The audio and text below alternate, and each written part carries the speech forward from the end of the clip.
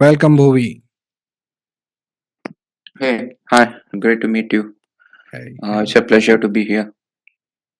Pleasure is mine. Pleasure is mutual, mere bhai. Um, this is a interesting topic and perhaps a very abstract and difficult topic to discuss.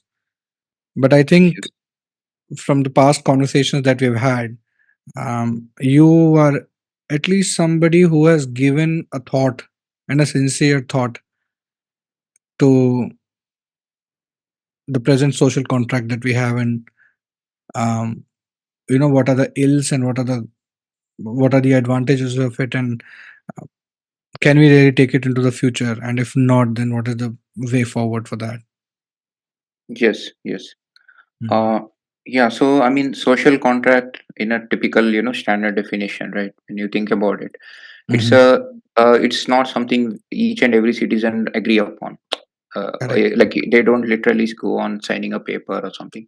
It's something which society comes about and it develops itself, and everyone knows that okay, this is what we shouldn't do. Like for example, if you are driving in a one way road or something, like if there is a one way mark, and if you let's say it has no entry and still you want to entry, you might say okay, I have not given any social contract, or I have not signed any paper saying that I will not do that.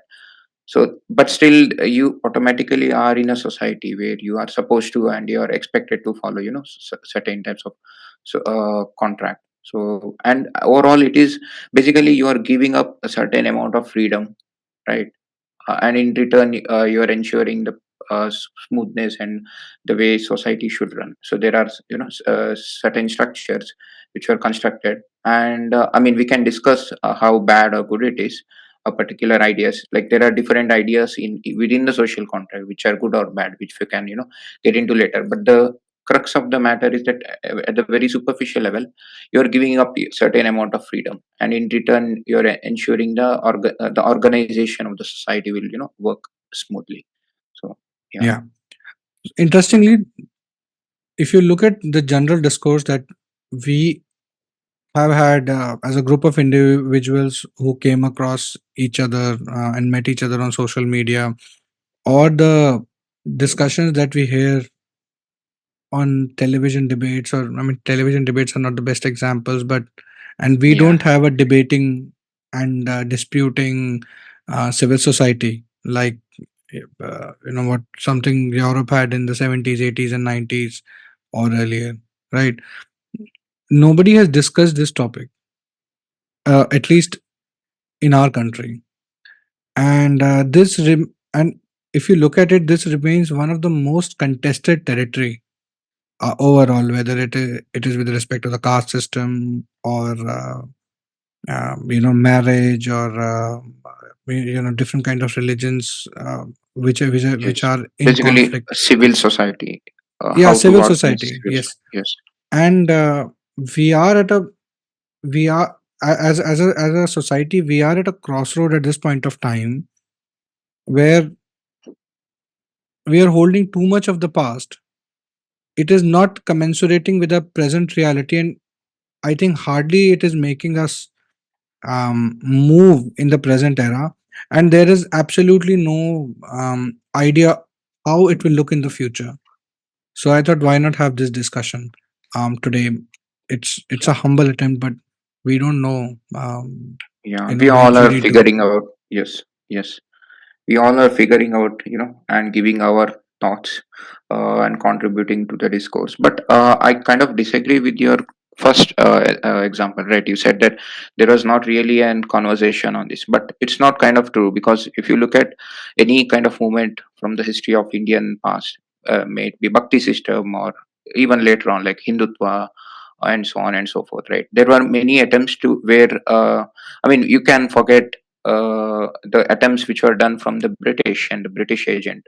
So if you want to say that they had their own ulterior motive, even if you look at Indian society, which were the motives were true, there were a lot of conversations which were happening, and I kind of think as Hindutva itself as an attempt, because it's a way of creating, and because when you look at humans, they have different kind of identities, and those identities will fit in and those identities will be used to build a certain social construct or a contract. And uh, and when you look at Hindutva, the attempt was to create a supra identity, which is beyond any religion or any caste and so on, and to say, okay, this is how it is, and everything comes after this particular identity. So that was an attempt, and there were many other attempts, so I kind of disagree, but the point is, when it comes to modern discourse, I think we are a bit late to such discourse, right, compared to Western society and so on. Back then, when they were at the peak of their resurgence, sort of to say, there were no social media, and there were no such, I mean, when you come to social media era, it has its own set of negatives, right? We have to deal with that in the modern sense, because any person who is an intellectual, if his word has to come across to the broader, society, he has to add some masala to it. Otherwise, it's very hard. You get what I'm saying, right? Because he has to make a very outrageous statement, just because that's the way social media and algorithm works. So in that sense, I think the whole system is incentivized to make some bullshit claims and some random statements, and it doesn't really and yeah, that's the problem. Yeah, obviously, social media is a cesspool. I think there is Correct, little exactly. little disagreement on that. Um, Yeah. And you see, even if some, so in my social media, I think I try to tweet a lot of things which is very sane. Like, I don't tweet many insane things. Maybe it depends upon a mood, but most of the time, I try to keep it as logical, quote unquote, as Civil. possible. Yeah, but it doesn't really attract any replies or interaction, because that's how algorithms works. And at the fundamental level, like, humans like that masala aspect, right? So Yeah. Actually, I'm not really concerned about what happens in social media because social media is a distraction uh, in the sense that people keep talking on social media, but how much of it really um, helps things constructively, and the operative part being constructively, is very, very suspect. Because, as you said, that rabble rousing and rabble rousing gets you a lot of traction. But if you want to have a serious conversation, if you want to have a calm conversation and get into the nitty gritties of any topic, social media is not the best place to interact. I mean, how much? First of all, text has its limitations, language has its limitations, and then we get limited to these short stanzas. So how much yes. can you really say? And then Yeah, because even if somebody is writing serious stuff, most of the people who are on social media, they're not there for serious stuff, right. right? Yeah, and because and, and that is one of there the are many. banes of that's one of the banes of our present system. And when it comes to social contract, I think social engineering is also embedded in a social contract, because if the contract is not organizing a, organizing our society in a certain way, then it's not taking us anywhere, right? So Yes. if you not just the literary sense of having a discussion, but also um, I think the deeper concept is that the kind of social engineering that we need as Hindus in present day and age, that is not getting discussed um, in a futuristic sense. Tribalism is getting promoted, all of all kinds, whether it is sattvic religious tribalism, or caste tribalism, or creed tribalism, or regionalism, or whatever designation, or whatever color you want to attribute to it. But if I ask a question of what is the manner in which Hindus are going to organize their society for the next 1,000 years, that question, I don't think that has been given any serious consideration in present or previous discourse, except Savarkar. Except Yes. Savarkar. Yes. Yeah. So Savarkar, if you look at the history of political Hinduism, because basically when you say social, social and political are pretty much has a big overlap, right?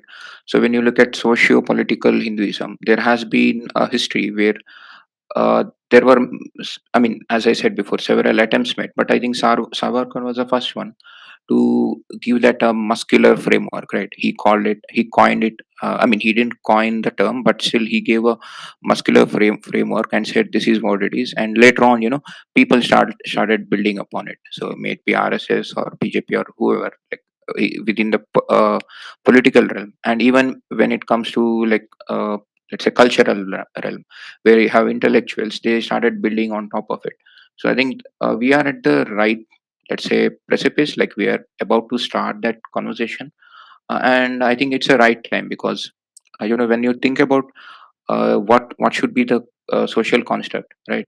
I tend to think it as a first principle problem. So basically, if I have to say, there is something called priority list, right? So why do you need, let's say, if someone says we need a caste system, right? Especially whenever we talk about caste system, people will defend it, saying, okay, Yeah, the let's just start hitting the nail on its head. Good. yes, yes. Yeah. So when I start to criticize aspects of caste system, right? They say, "Oh, but caste is is a Portuguese term, right?" Even I used to say that before, like 3 4 years ago, and it has nothing to do with India, and British made the construct and so on and so forth. I'm sure of it that the censors and all those things definitely stratified the notion of caste, but it existed even before. Like when you look at Jati Varna, let's call it Jati Varna, right? Because that is what we many people say in the quote unquote right wing. I call them the trad wing. So they defend Jati Varna just because it has been a social contract which has been practiced for almost, at least 5,000 years. If let's say Rig Veda is like 6,000 years ago, roughly. We are not sure about the dating. If you have to pick upon the Saraswati River's dating, so if you look at, let's say 6,000 years, since 6,000 years, right? But the question is, I think they are not aware of it, that the Jati Varna itself has been through different phases. So when you look at the initial, and one more thing to nail upon it, right? So when you look at the Rig Veda, the first time the Varna term came into picture in the 10th mandala, right, which is the Purusha Sukta, right? And before that there has not been anything which has related to Varna. So Varna means the work hierarchy, right? So the four Varnas and so on. But I'm pretty sure that Jati existed even before that, because what is Jati? Basically it is the tribe. So obviously each and every one of us have been from a particular tribe, and that becomes the lineage or the Jati, right? But I feel that okay, so it's not like I'm not demonizing a particular society, right? Because if you look at Greek or Japan or any other societies, right, even they had a class system or a creed system, which is kind of similar to the caste system which you have. Even in the present day, like if you go to village area in Japan, there is this kind of a casteist look. If there is a meat, if a person is from a butcher Hmm. family, right, Correct, correct. they will not be let in to a house even in Japan. So it's not like we are a unique society and we have this unique evil problem. It's a very common problem across the world. But the one, I think, difference which from my personal opinion, Jati Varna is different, because it mixes Jati and Varna in a strange way. So Varna in itself is not a problem, it's just a job, right? And Hmm. Jati is in itself is not a problem, because obviously we are all belonging to a particular let's say group or ethnicity. But what Jati Varna does, it associates, it mixes together, it brings particular Jati and puts it into a Varna, and it says your Jati belongs to this Varna. And later on, at the beginning, the social contract was that you could change the Varna and you could move around and so on and so forth, right? But later on, because of various reasons, like we don't know the exact reasons, Many say it is because of the deindustrialization of India. It happened, at the end of copper era. I mean, once the bronze era and copper era ends, then just before the iron age begins. So Mm. at that era, you had a stratification of caste, or the jati varna. The problem with that is, once you are stratifying the social construct and you are not allowing it to evolve over that certain amount of time, you are obviously, it's a bad sign, right? Yeah. And later on again it got corrected, right, when you get into iron age. I mean, these, what I'm saying is, you can actually correlate with the genealogy. So when you look at the way, genes in the gene pool of the human, the human genome in the India, when you look at the way they intermingle, you can see that once around, I think, 700 AD, I mean, after iron age again it starts blooming, Gupta era and golden age. And back then, there are many, let's say, authors or the scholars who came from China. I forgot his name. So I think it's Fan Hyun or someone. I don't remember the Chinese name, but Yunzang? he during the, no, I think he came in the Harshavardhan era. There was another There person, was, yes, there was another one who came before him yes, in the Gupta era, yes, in the Gupta era. Yes, correct. So in that, he and specifically, Yunzang came looking. Uh, I think Yunzang read his work, and then he came to sort yes, of establish or say assess correct, whether his assessment was good, or yes, just yes, I think sort of a revision of that work. He came for that. correct, correct. I Yeah. mean, when you look at the different authors, right, when they came here, scholars, so there is a very distinct remarks made by two different individuals. Like when it was a Gupta era, you could, he was clearly mentioning there was a upward social mobility in the social strata. Even though there was a social strata, I mean, you can't really, any civilization or society will have a strata, right? But there was an upward mobility, Mhm. an opportunity base. But when you look at the Harshavardhana era, which was almost, 700 AD or something, it was a collapse of, quote unquote, Indian civilization in my sense. And it was Mhm. a beginning of the medieval age, right? So all around the world, like, the whole world was getting into this dark age, even Correct. including India. So you are seeing, also you are seeing significant deindustrialization and deurbanization of India. So I mean, all these things go together, that suddenly when you are deurbanizing, the social construct, whatever you have, it doesn't evolve anymore. It goes back Mm. to ossifying. And then, at that era, like, you see some other Chinese scholar, he says that there is a lot of, let's say, caste discrimination and untouchability and so on and so forth. So I mean, yeah, so the problem, I think, is that when people defend, or let's say, put a blanket statement on the caste system, they don't look at the nuances, right? So Mhm. they don't look at the chronology and how they basically, varied throughout the time. Yeah. I think. And yeah, and Please. obviously, yeah. So, and just to, put it to bed. So the issue is that once the medieval era properly begins, and you already have a lot of Turkic Islamic invasions, and later on, colonial invasions and so on and so forth, you already have a Hindu society which is, I mean, to use a better word, it is properly, like, screwed, right? It had a very bad caste system, like a very bad stratification of the jati varna. And they were also not allowed to, travel across the sea. Like, Yeah. imagine that, like, we used to build in Kalinga and all this area, we used to build ships using stitch mechanism and so on, and we had our own method to build ships. And then within, like, I don't know, like 1000 years, like, you have a complete ossification, and everything is a taboo, and so on and so forth. So it's a very, it was a very, let's say, a dark period. And this particular system just added a more salt on the pain. So Yeah. I think first it was the Islamic invaders, and then we had British. Uh, they exploited our society, and they exploited the cracks and fissures amongst our social hierarchy.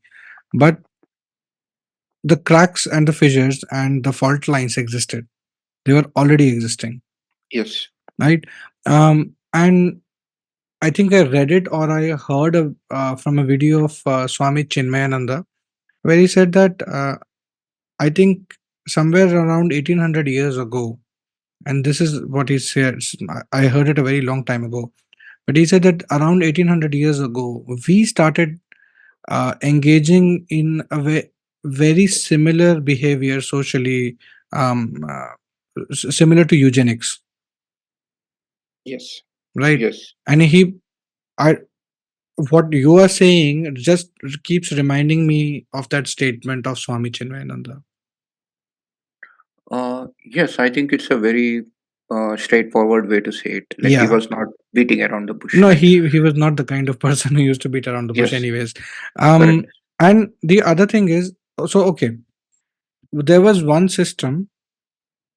My assessment of the caste system is whatever I have heard, read, and understood about it.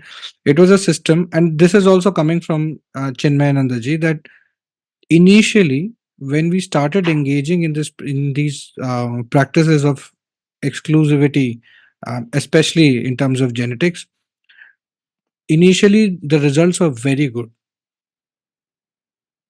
but then something's just screwed up royally somewhere. And I Yeah, think that. I- and I and Yeah, I and I think that's a very remarkable conclusion and analysis, because if we see, uh, if you go back 1800 years ago, for the next 300 400 years, there was a lot of development of art, sciences, all those things, and then suddenly everything perished. yeah. I mean, so I mean, to get back to the question on eugenics, right? The claim which was made, it is Because very at the much. end of the day, yes, caste system is, when you have when you have a system of marrying within only a particular group of people, because you want to preserve the Preserve, genetics. quote unquote. It Yes. Yeah, it is eugenics at the end of the day. So Yeah, yeah, absolutely. So the thing is, so if you look at the genetic data of Indian population, right? mm, The intercaste marriages, quote unquote, or any kind of endogamous crossing, marriages. yes, intercaste decreases and endogamy increases a lot, right?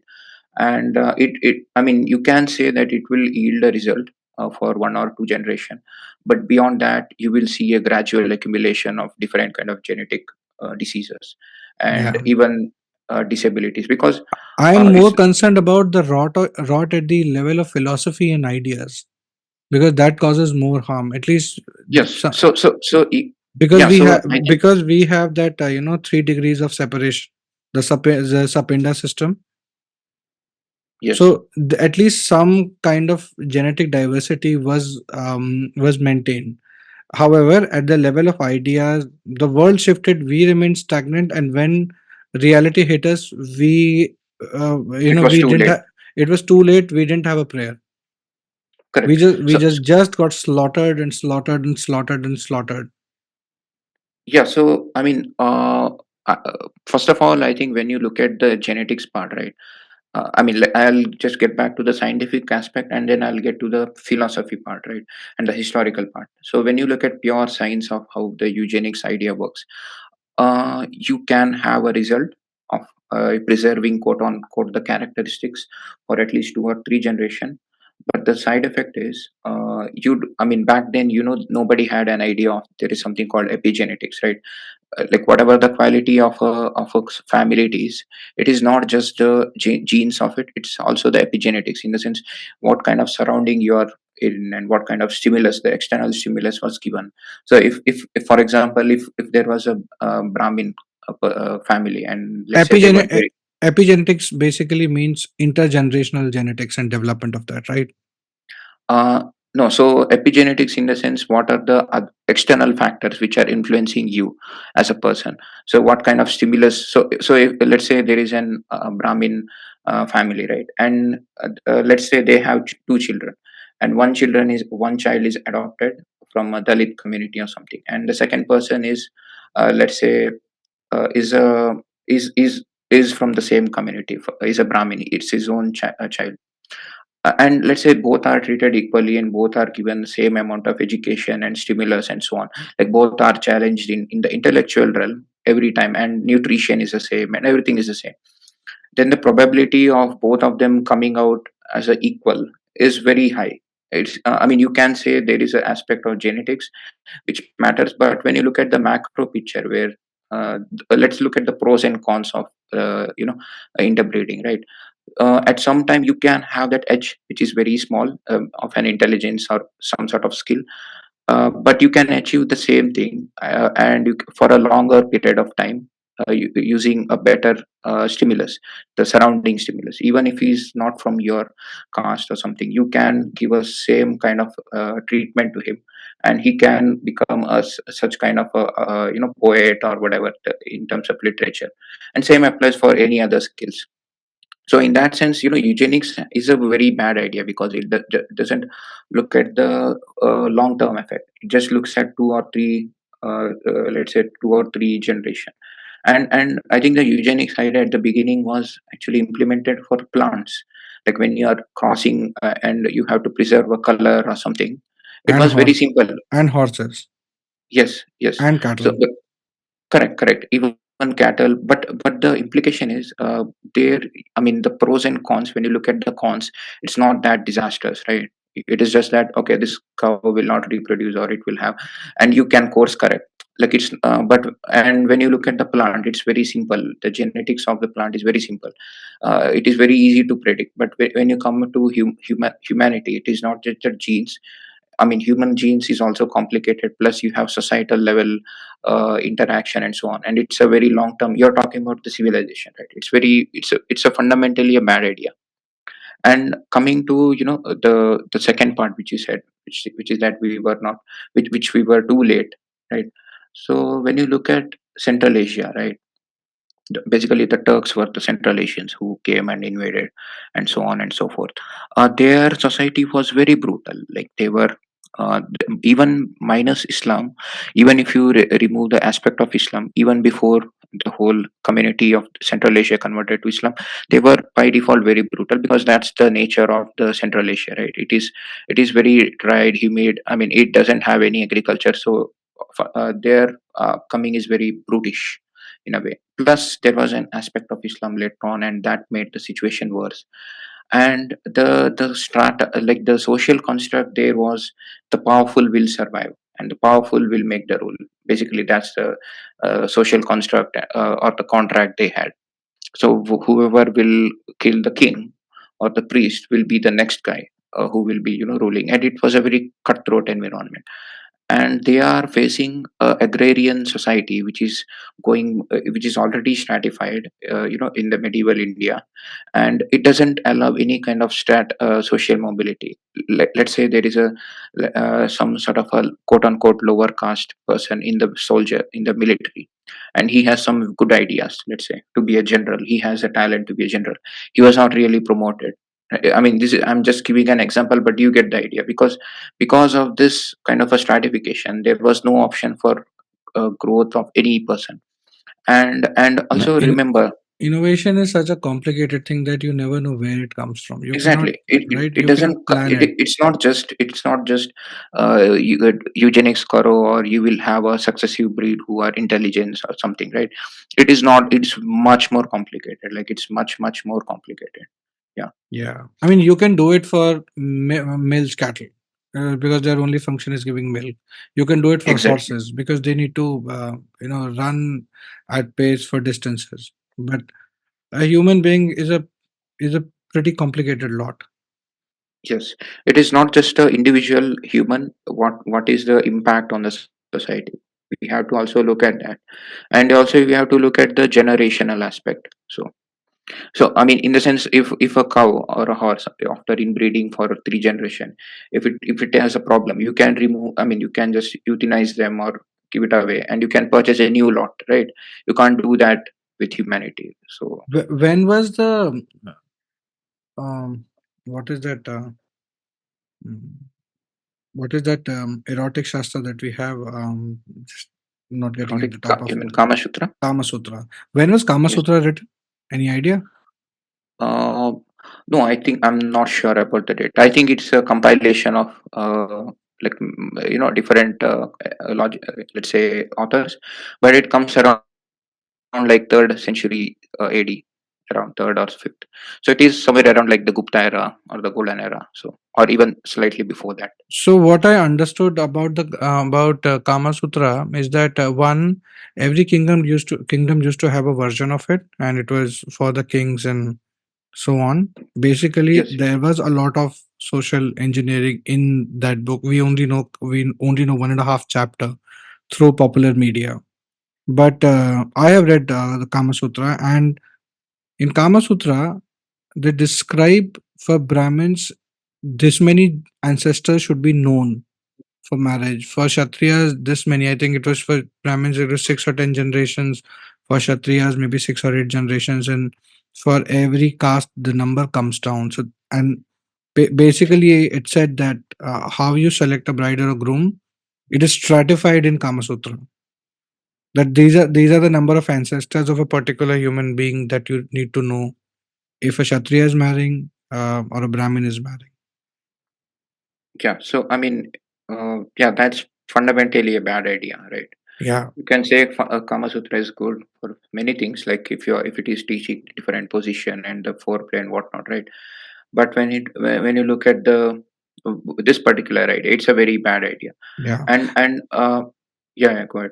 Yeah, so Kama Sutra is second century CE, fourth century BC, 300. Yes, So yes, it is in that between like 1800 to 2300 years ago, somewhere in during that time correct. that book was written. And by the way, we know that it's a compilation of many Absolutely. other Kama Sutras because um, See, we the don't have a pure like a one book, right? no, Like there no, are many versions and Kama Sutra within uh, itself, Vatsyayan is saying that the people in this particular geography do this idiosyncratic activity.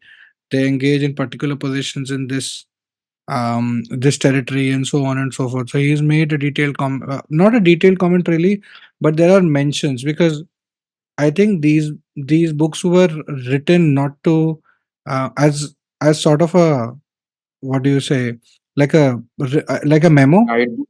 Okay. right? So that they've seen things, and when they read it out they just recall. So the Correct. the the Yes. knowledge was put down in that manner because there was hardly any scope for verbosity, Correct. because And I writing think things it's down was pretty logistically a challenge. yes. And the way you are describing looks like it was mostly like a second hand, let's say, iteration, like the second hand. It was a Someone said this. compilation. It was a Yeah, yeah, compilation. yes. Because he's quoting someone and saying, okay, this is what it is, right? And we don't have the original citation, the Yeah, original source. So yeah, yeah, but I mean, okay, there is one more thing which I had to mention, right? So when you look at the endogamy, even now, right? Um, I mean, we'll get back to like social construct because just because this is a caste we are on the system and topic. Don't worry, we are on okay, the topic okay, because if you want to discuss social contract, maybe this conversation may not be has to be conclusive, done. and we have to sit again. But then let's flesh it out thread by thread. Sure, That's sure, okay. sure, We have all the sure, sure. time. Okay, so if you look at the endogamy, right? The Okay, we spoke about the whole India from last, Bronze Age and so on and so forth, right? I described like we had a conversation on what happened in Harshavardhana era. Like there was a lot of endogamy and so on and so forth. Even now, if you look at the current modern day India, I think the endogamy is very high. You know where in the I mean we all know that Muslim population has a very high rate of endogamy, right? They have their own set of reasons. Let's not dive into that. And because of that, they are facing different kind of issues. There is this fear of birth rate, right? But if you look at the problem, there is a very high infertility rate in the Muslim community, especially in the Sunni community, and most of them don't even go to hospital because they are scared of. Really, Uh, yes, yes, yes. I So mean, from logically speaking, it looks like it. But from where do you have this?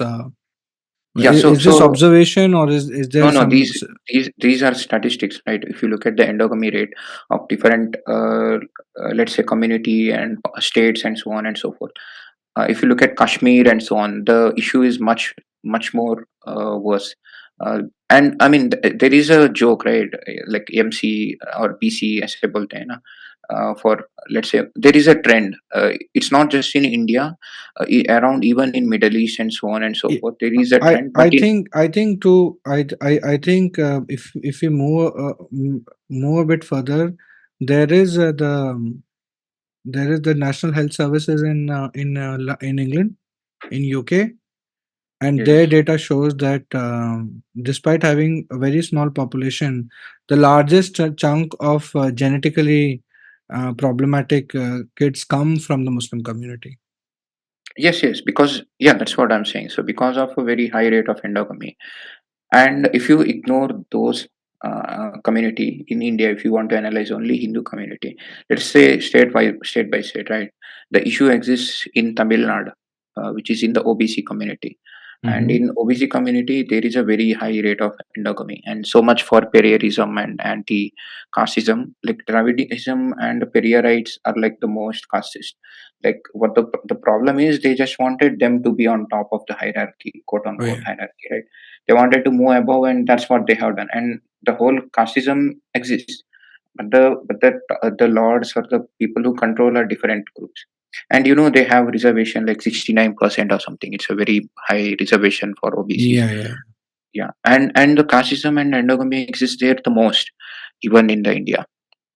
And yeah, So I just wanted to put it out. And yeah, even in Tambrams, that intelligent thing is there, right? So that won't last for long. And I think there is this person Neeraj Rai. You might have heard of him. He's a geneticist who worked on Sinauli and other projects.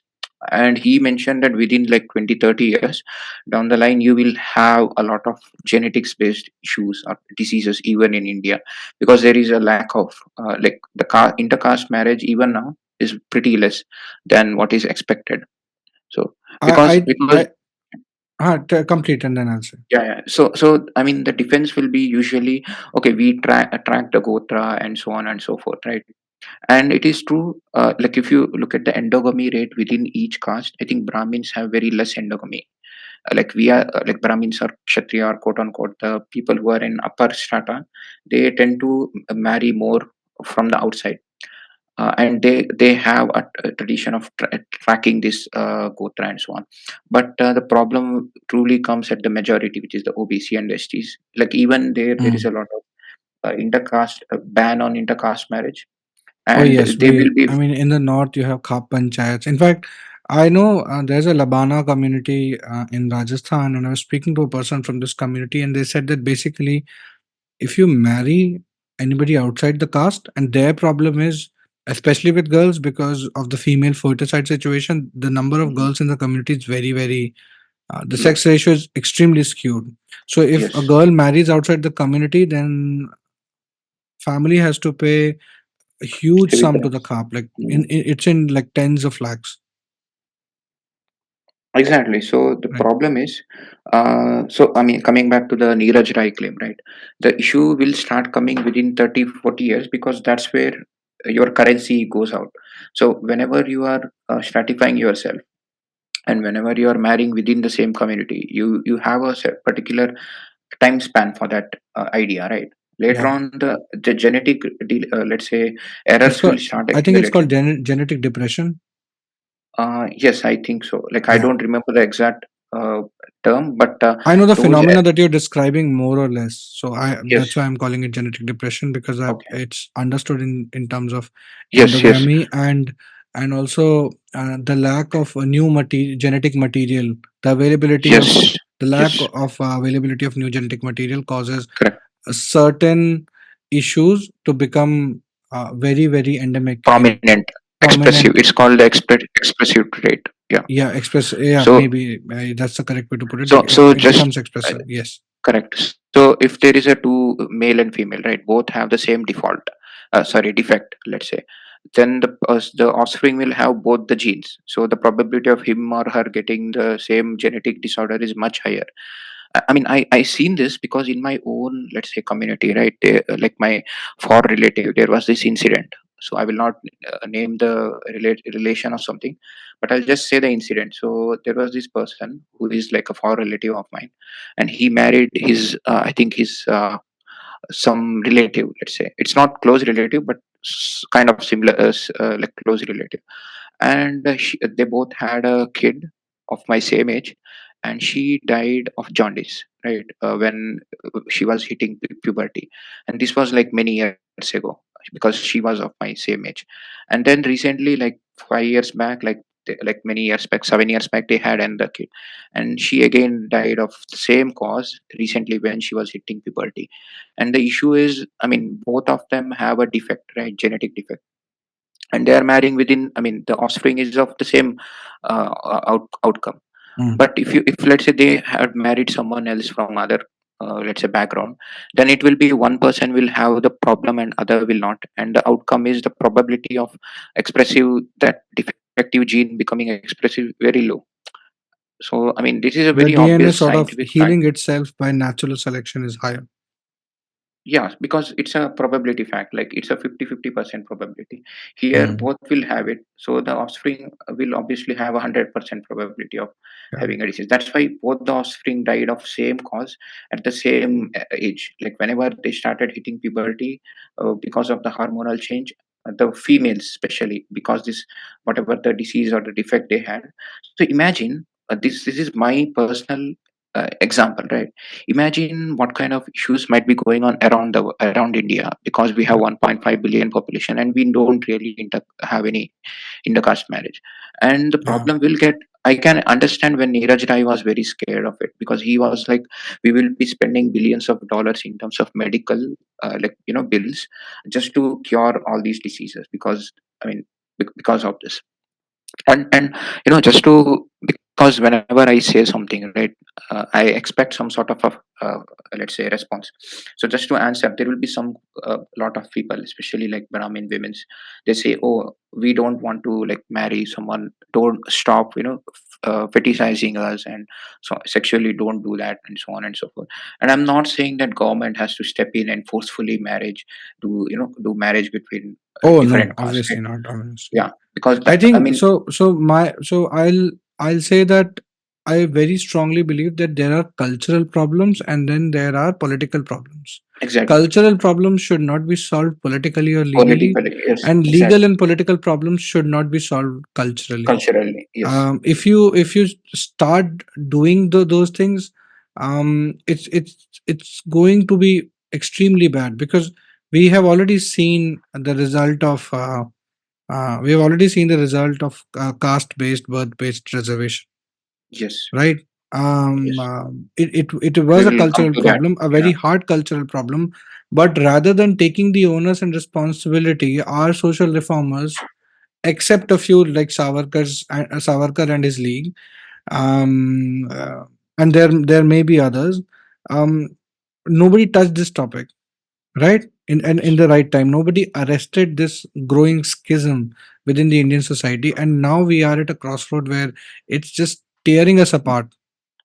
And from this I come to the to the present age question as to, okay, there was a system, that system originated 2000 years ago. There might be merits or demerits of that system, and in that present day and age, I strongly believe that the way it is stratified, it never would have worked, right?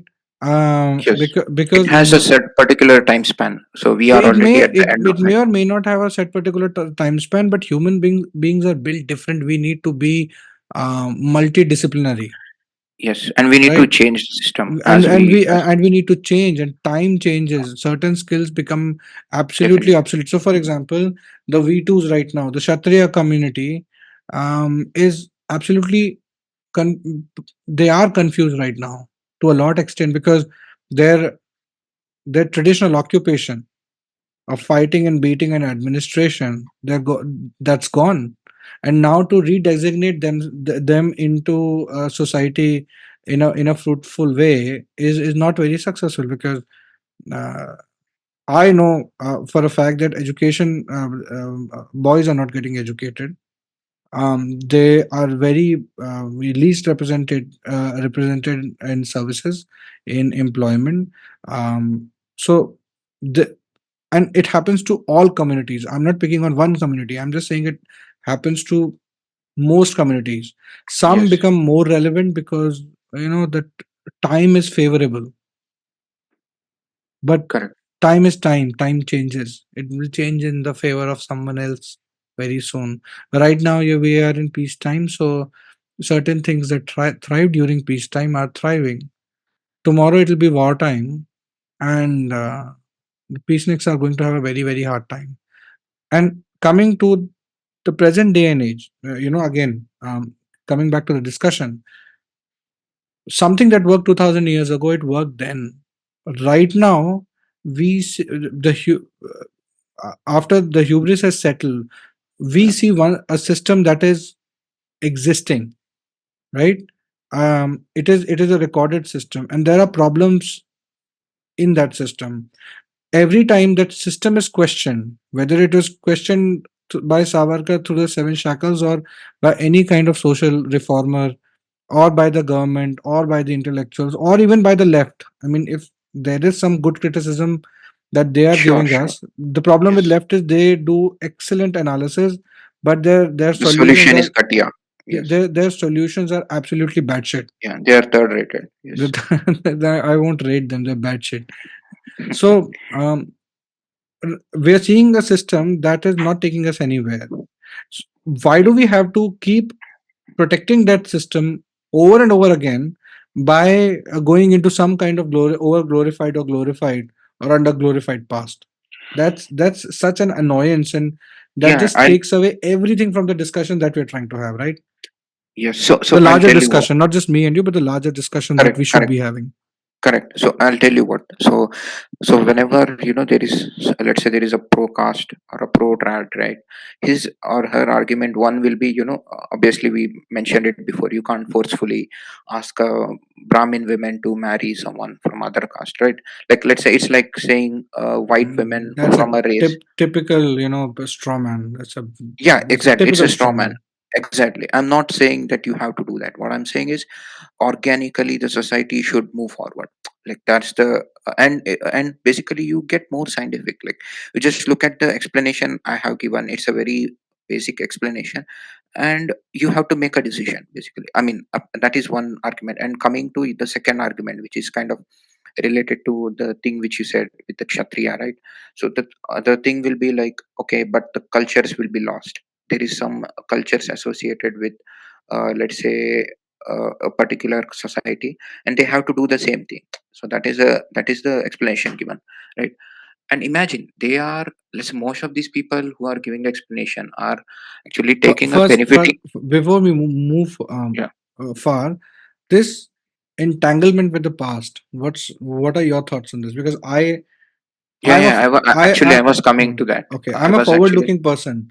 I, n- we can keep reading and regurgitating stuff, right? There are yes, millions and millions books to be read and understood, and so on and so forth. But what is the functional aspect or the actionable information of what we're trying to understand? Because the present is not written yet, right? It will be correct. written tomorrow. What is Yes, this sort of irritation with a lot of our people, with thinking about present and future, and what makes them so entangled in the past? I think that's something that we need to yeah. flesh out first. Yes, yes. I'll come. I was actually coming to that, right?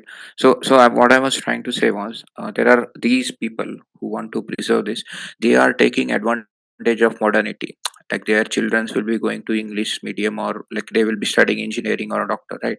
But they have this guilt, some fake guilt, and they are saying others to not to do so. Like they don't want others to preserve the tradition, right? I mean, there is this argument that caste and tradition, like the jati varna and tradition, there is a correlation. I don't think so that happens. Like there are many instances where the culture, like let's say Ganapati, Ganesh Chaturthi, right?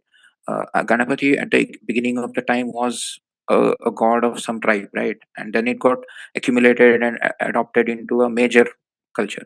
I mean, so it's a basically the culture has its own evolution. Some cultures will go extinct, and some culture will be born. It's not like tomorrow there will be some new god, let's say, or a new culture. Because Hindu society is very pluralistic, we will adopt them. So it is a birth and death cycle of the culture, and we don't have to be that sympathetic to those things, right? And coming to modernity, I mean, if you look at the progress which we have done, I think my perspective is that caste system or the jati varna system has to go, like very simplistic explanation. And the reason is the example which you gave about the Keep your mic kshatriya closer. being. Keep your Oh, mic oh, closer. okay, okay, is it better? Much better. Okay, so the example which you gave, right? I wanted to talk to you about that. The Kshatriya being a warrior, and he has to be a warrior. And the current, let's say, community of Kshatriya, they don't know what to do. So that's the basic gist of what you said, right? Because the world is changing a lot. I mean, think of this way. Uh, so being a let's say warrior, right? The modern warfare doesn't work that way. Like modern warfare is all about information, and it's all about technology and so on. Subversion, asymmetry, Exactly. technology, Yeah, and it's all whatnot. about technology and social engineering and population control and so on and so forth, and disinformation, misinformation, cyber security. So you don't have to use the old template to analyze the new one. Like bring up, like think of a new template. So if you are a kshatriya, right, think of a new way of, let's say, work on a cyber security project or something, or work on some let's say defense startup. I'm just giving a very basic example, but what I'm trying to say is you can think of your original, let's say, mindset. Like if you are from a kshatriya background, okay, you want to contribute basically into military and so on and so forth, right? Administration and so on. Maybe you can take IAS or some. I mean, I don't like the IAS thing because they keep taking exam for a long time. Otherwise, you can get into private sector, do some sort of innovation there, because now it's all entangled. You can't think about these things in silos. So Yeah. basically So before, what used basically, to happen. basically by that logic, if you want to keep those systems puritanic in the way they are described, all non-Vaishya industrialists should just resign and go back to stage one. I didn't get what you mean. Can you I'm repeat? saying the non-Vaishya or the non-Vaishyas, because Vaishyas were Yes, doing trade and all, right? yes. So basically, all of them should resign if they're engaged in any kind of business, for that matter. Exactly. All the non Kshatriyas, Non-Vaishyas. Yes, the mhm, non V2s in the army, they should just resign by that logic. And exactly. It's a any Kshatriya who's engaged in any commercial activity where trade is involved, you should or give up. any Kshatriya college professor should immediately resign, Exactly. And right? if there is a kshatriya who is innovating in the science, in the field of education or science, he should resign because that is a task for a brahmin, right?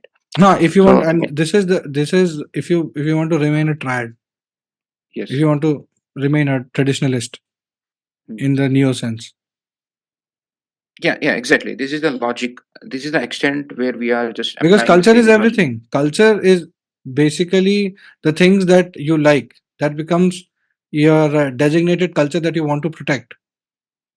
But Right. you are working, and your occupation is ultra wires to the tenets of your own culture. But that's totally fine. You don't want to have a discussion about it. Yeah, and also remember, when what I was about to say is the Varna system, right? I think I said this before. The Jati Varna combination makes it very problematic because you are assigning a Jati to a work, and you are saying they should do the same work, and you are not supposed to do some other work. So that's the gist of the Jati Varna twist, right? And the problem is the Varna system itself is outdated. There is no such thing as four jobs now. Like there Oh is no yeah, such thing as four or absolutely. five startup. There are millions of jobs and millions of economy has changed fundamentally. The Varna system was there to explain the Indian society during the Bronze era, or the or the copper era. Like it was a very agrarian society back then. There was no such thing as let's say technology, and there were no economies of scale, industrialization, and so on and so forth. So now everyone has to be interested in, I mean, everyone has to be multidimensional. Like a person, if he has to succeed in his life, he should have the aspect of being a vaishya. Like he should be able to understand business, and he should be able to make money. And secondly, he should be able to do some sort of physical activity. Correct. I mean, and then he should also be smart. Like he should be interested in education, and he should be philosophy.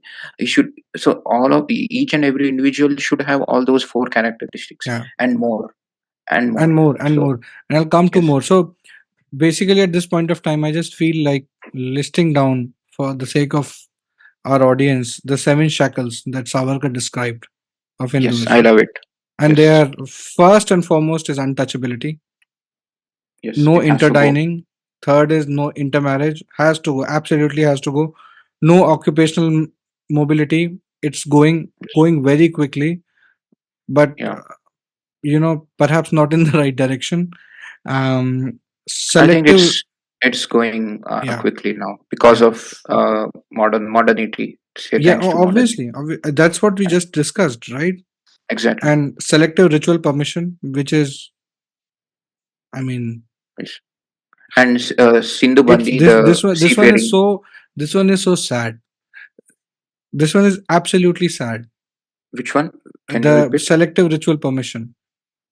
Oh yes, yes, yes. Yeah, The it's, restriction on Vedas and yeah, yeah, uh, yeah, exactly. right. I mean, see, imagine that. So And okay, the other two are no seafaring, which yes, made us absolutely, which made us absolute sitting ducks when for the marine invasions. trade and marine warfare evolved. Yes, And no reconversion. we I mean, got how colonized. many wonderful people and intellectuals have we lost because of Yes. this one crazy idea? It's a third-rated idea. Like who Third, said that absolutely people third rated shouldn't? idea. Yeah, So and imagine. selective ritual permission is it makes me so sad, because say you are in the system, but you appreciate the system, you like the system, but But you are not allowed to be part. you're not allowed to thrive, um to become the best, say, marketeer of your system. Not marketer is not the Exactly. best word, I but mean, you're you not don't have allowed the to flavor. become the best trainer, or you know So I okay, don't even know I'll how to give an example to describe it. that, right? I'll give an example for this, right? So fundamentally, you're saying it's a selective ritual permission. Someone, the society will decide, like if a community is allowed to practice this one or not, right?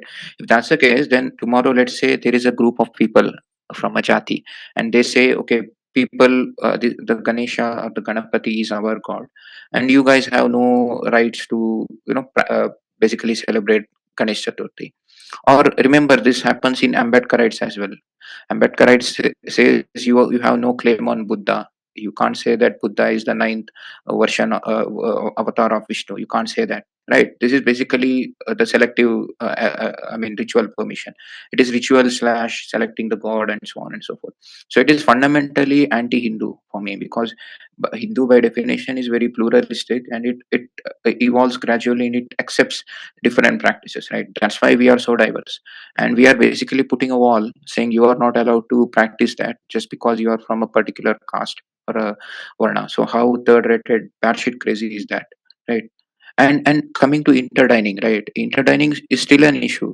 Like I know from my experience, even now people don't eat together. Like when I used to, that's why I think this is an incident which happened like in my college. There was this person, I think he was a trad, like he was from a Brahmin background, right? And I'm also from a Brahmin community, but I have a couple of close friends who eat chicken.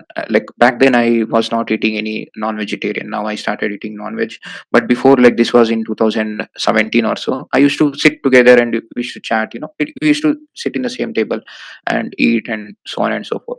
And he used to be very proper, like he was not ready for that, right? And it was all about purification, quote unquote, being pure and so on and so forth. But the problem is, if that was working till now, why do you think India is so dirty? Like, I mean, it's not a stereotype, right? India, if you look at any Indian cities, like fundamentally there is a lot of issue with Nobody the cares cleaning. about physical um, dirt.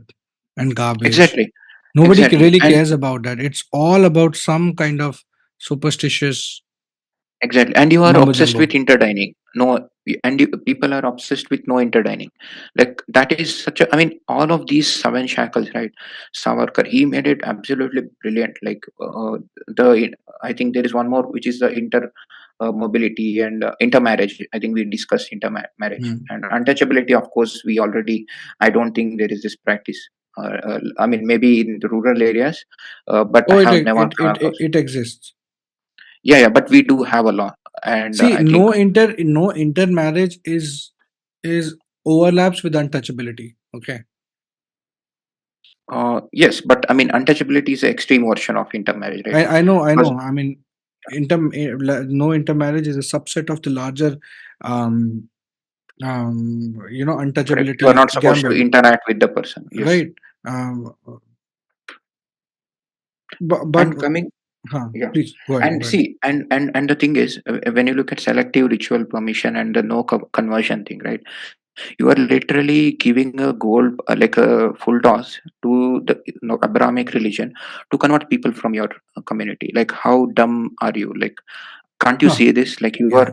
literally not letting people to practice the religion, I and mean, then it people who hurts. want to come back, you Yeah, are not allowing it. it So hurts. But when when you are dumb, you need to be called dumb. yes, yes, and even this one, this I think many people will get angry at me. So I think I made this You care statement about people many. getting angry at you. No, I like if people are getting angry at me. So I That's think good. I wrote this many times, right? Whenever like a actor, right, goes to a temple, people say beef, oh, you ate beef before, or so on and so forth, right? Like it's basically you are incentivizing a person to leave the religion. You are making a religion solely dependent on a person who eats beef is not a Hindu, and person is eating who do not eat beef is a Hindu. That is that basic definition. You are Yeah. reducing the whole society and the civilization to that basic bullshit idea. Like Arey, I don't have any you've seen problem. the movie Savarkar? Yes, yes, yes. I mean, I Do you have read remember? the book, You Vikram Sampath. no, not the book, but the I haven't read the book yet. It's on my Okay, it's on my list. But have you okay. seen the movie? Yeah, I have seen the movie, You and yeah, remember I have. that prison scene where one guy is you know by fraud he's made to consume Oh beef, yeah, yeah, beef. Yes, yes, yes. and then he He comes to does some bullshit practice. He said tulasi, and he asks. so Yeah, basically he says, अबे साले भी ये क्या बोलते हैं गोमांस खाने से तू हिंदू हिंदू नहीं रहेगा ऐसा क्या उनका खाना खाने से तू मुसलमान बन जाएगा अब कहते हो and he just goes and the even extreme if you eat statement they entire Muslim, you will not be. That was so funny. that was That such a was banger actually that funny. was such a banger ये पूरा मुसलमान खा जाएगा तो भी मुसलमान नहीं बनेगा तुलसी पत्ता खा Exactly. गायत्री कर चल जा chill Exactly. See, and the thing is, and who the being a hell Hindu, and who the hell are you to designate somebody dirty or pure? Who the bloody hell are exactly. you? Just Yes. answer that. Somebody, and I'll say if somebody even ate, okay, beef eating, questionable, contestable. Even if somebody ate it, they repented. Take them back. What is the issue? Exactly. Their Exactly. their purity, their piousness, and their karma are to be judged not by you. You are nobody's, designated chief of judging somebody's karma as Yes. individual or as a group of individual or as a society for that matter And the even the funny indian part state is, even the indian state you are nobody to exactly. judge anybody's karma. To be honest, I oppose if there is a beef ban. I oppose. I think beef ban shouldn't be. And also remember, this is a funny part, right? It's Those again people eat paneer.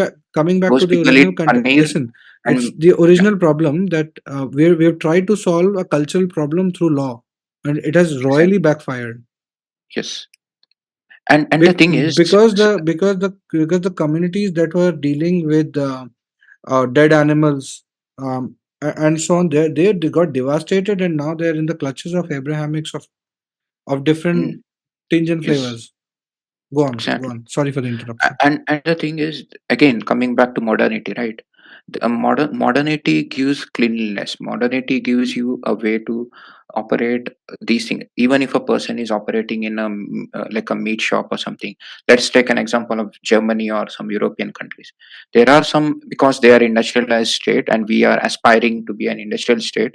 The Werner system doesn't make any sense, because even a German, let's say in US or somewhere, a person who is working at a meat farm is much more cleaner because of the industry, the let's say the rules they have, which is very clean centric, right? So I mean, it doesn't make any sense. And remember, the people who oppose beef ban, right? They eat paneer, and they are sitting in a city, and they don't know that paneer and all these milk dairy products, the same farm is basically contributing to the beef meat. I mean, this is a very, whatever, even if they eat paneer and if they enjoy it, that means automatically they are a sinner, or they are contributing for someone to eat the beef. So they don't want to deal with that. They want to just enjoy. It's a very superficial, uh, let's say, interpretation what they do. But if a person is already eating paneer, then according to his logic, there is no. It is as same as eating beef itself. So better eat beef. Mammalian milk is formed out of blood tissues, right? Blood, like blood cells, right? Yes, yes, So yes, yes. I mean, it's I not hope because I'm of that. scientifically correct on that. Yeah, yeah, but I'm not talking about the science, right? What I'm saying is, so paneer dairy industry, hai na, whatever the industry, the same industry in the back end, they export the same cows for the slaughterhouse. Are you getting me? And the Yeah, yeah. condition of, Oh, if obviously. you, I mean, yeah, so if you go and visit, it's an externality. It's an externality. You are fine with the internality, yes, and your sensibilities are fine with the you just internality, want and to you separate the sin with 2 degree of separation. not Oh, just mera two. cow It's paneer. a half degree separation because it's the same cow. So how is it 2 degree Exactly. separation really? Yeah, yeah, exactly. And the thing is, and even when you look at the farm industry, right, the treatment of cows are very horrible. Like if people really think cow is goddess or something, like if they want to, they have to attach divinity, then criticize the dairy industry, no? Like don't eat dairy products or something. Like then stop being so judgmental on Hindus who eat beef, because they are the same, you are the same. Both are, the sin is the same. Go hatya is go hatya, hai na? Dono pe. And in fact, if you don't want any hatya, even modern farming is genocidal. Exactly. When you have to farm, the things that you clear up, the rodents and the insects that you kill, वो and तो then the Hindus don't have problem with that. I think Jains have problem. Hindus are just worried about cows being slaughtered. They don't care what happens to remaining no, animals. but That is what. when it comes to veg non-veg thing, right? If you Oh move into yeah, that that is a big territory, debate. Yes, yes, if you that's move into another that debate. territory, and we're going there now, Yes, yes, right? yes. E- Even if you say that, so I got a I got a shock of my life when I understood that Hindu identity is getting defined by vegetarianism, Oh, that's a very bad path to and go down. I became absolutely mad, and a lot of my outrage that you see around, right? Yes, It's because of that, because you eat grass, I eat flesh. That's not the basis of Hindu identity. I'm sorry, and that is exactly. what has been propagated to a lot of to a lot of West, Yes, yes. right? And I think See, it's absolutely a ridiculous idea to think that because somebody is eating something, they become it's more pious, exclusionary. Yeah. and some because or less pious, or clean, or hygienic, or Arey, but karmically superior, or virtuous for that exactly. matter. Yes, virtue is also this thing, right? I just remember one of the IITs. I think it was IIT Mandi, Mm, and the head of IIT Mandi was telling this, perhaps in somewhere, that all the bad things that are happening in the Himalayas, and in mm. Mandi and places around. I think this was in context to the occurrence in Joshimath, Okay. right? So he said that it is all because of people eating non-veg. I'm not sure, but Shabash. I'm yeah, That's right. a great So, logic. so he said that it's all because of non-vegetarianism.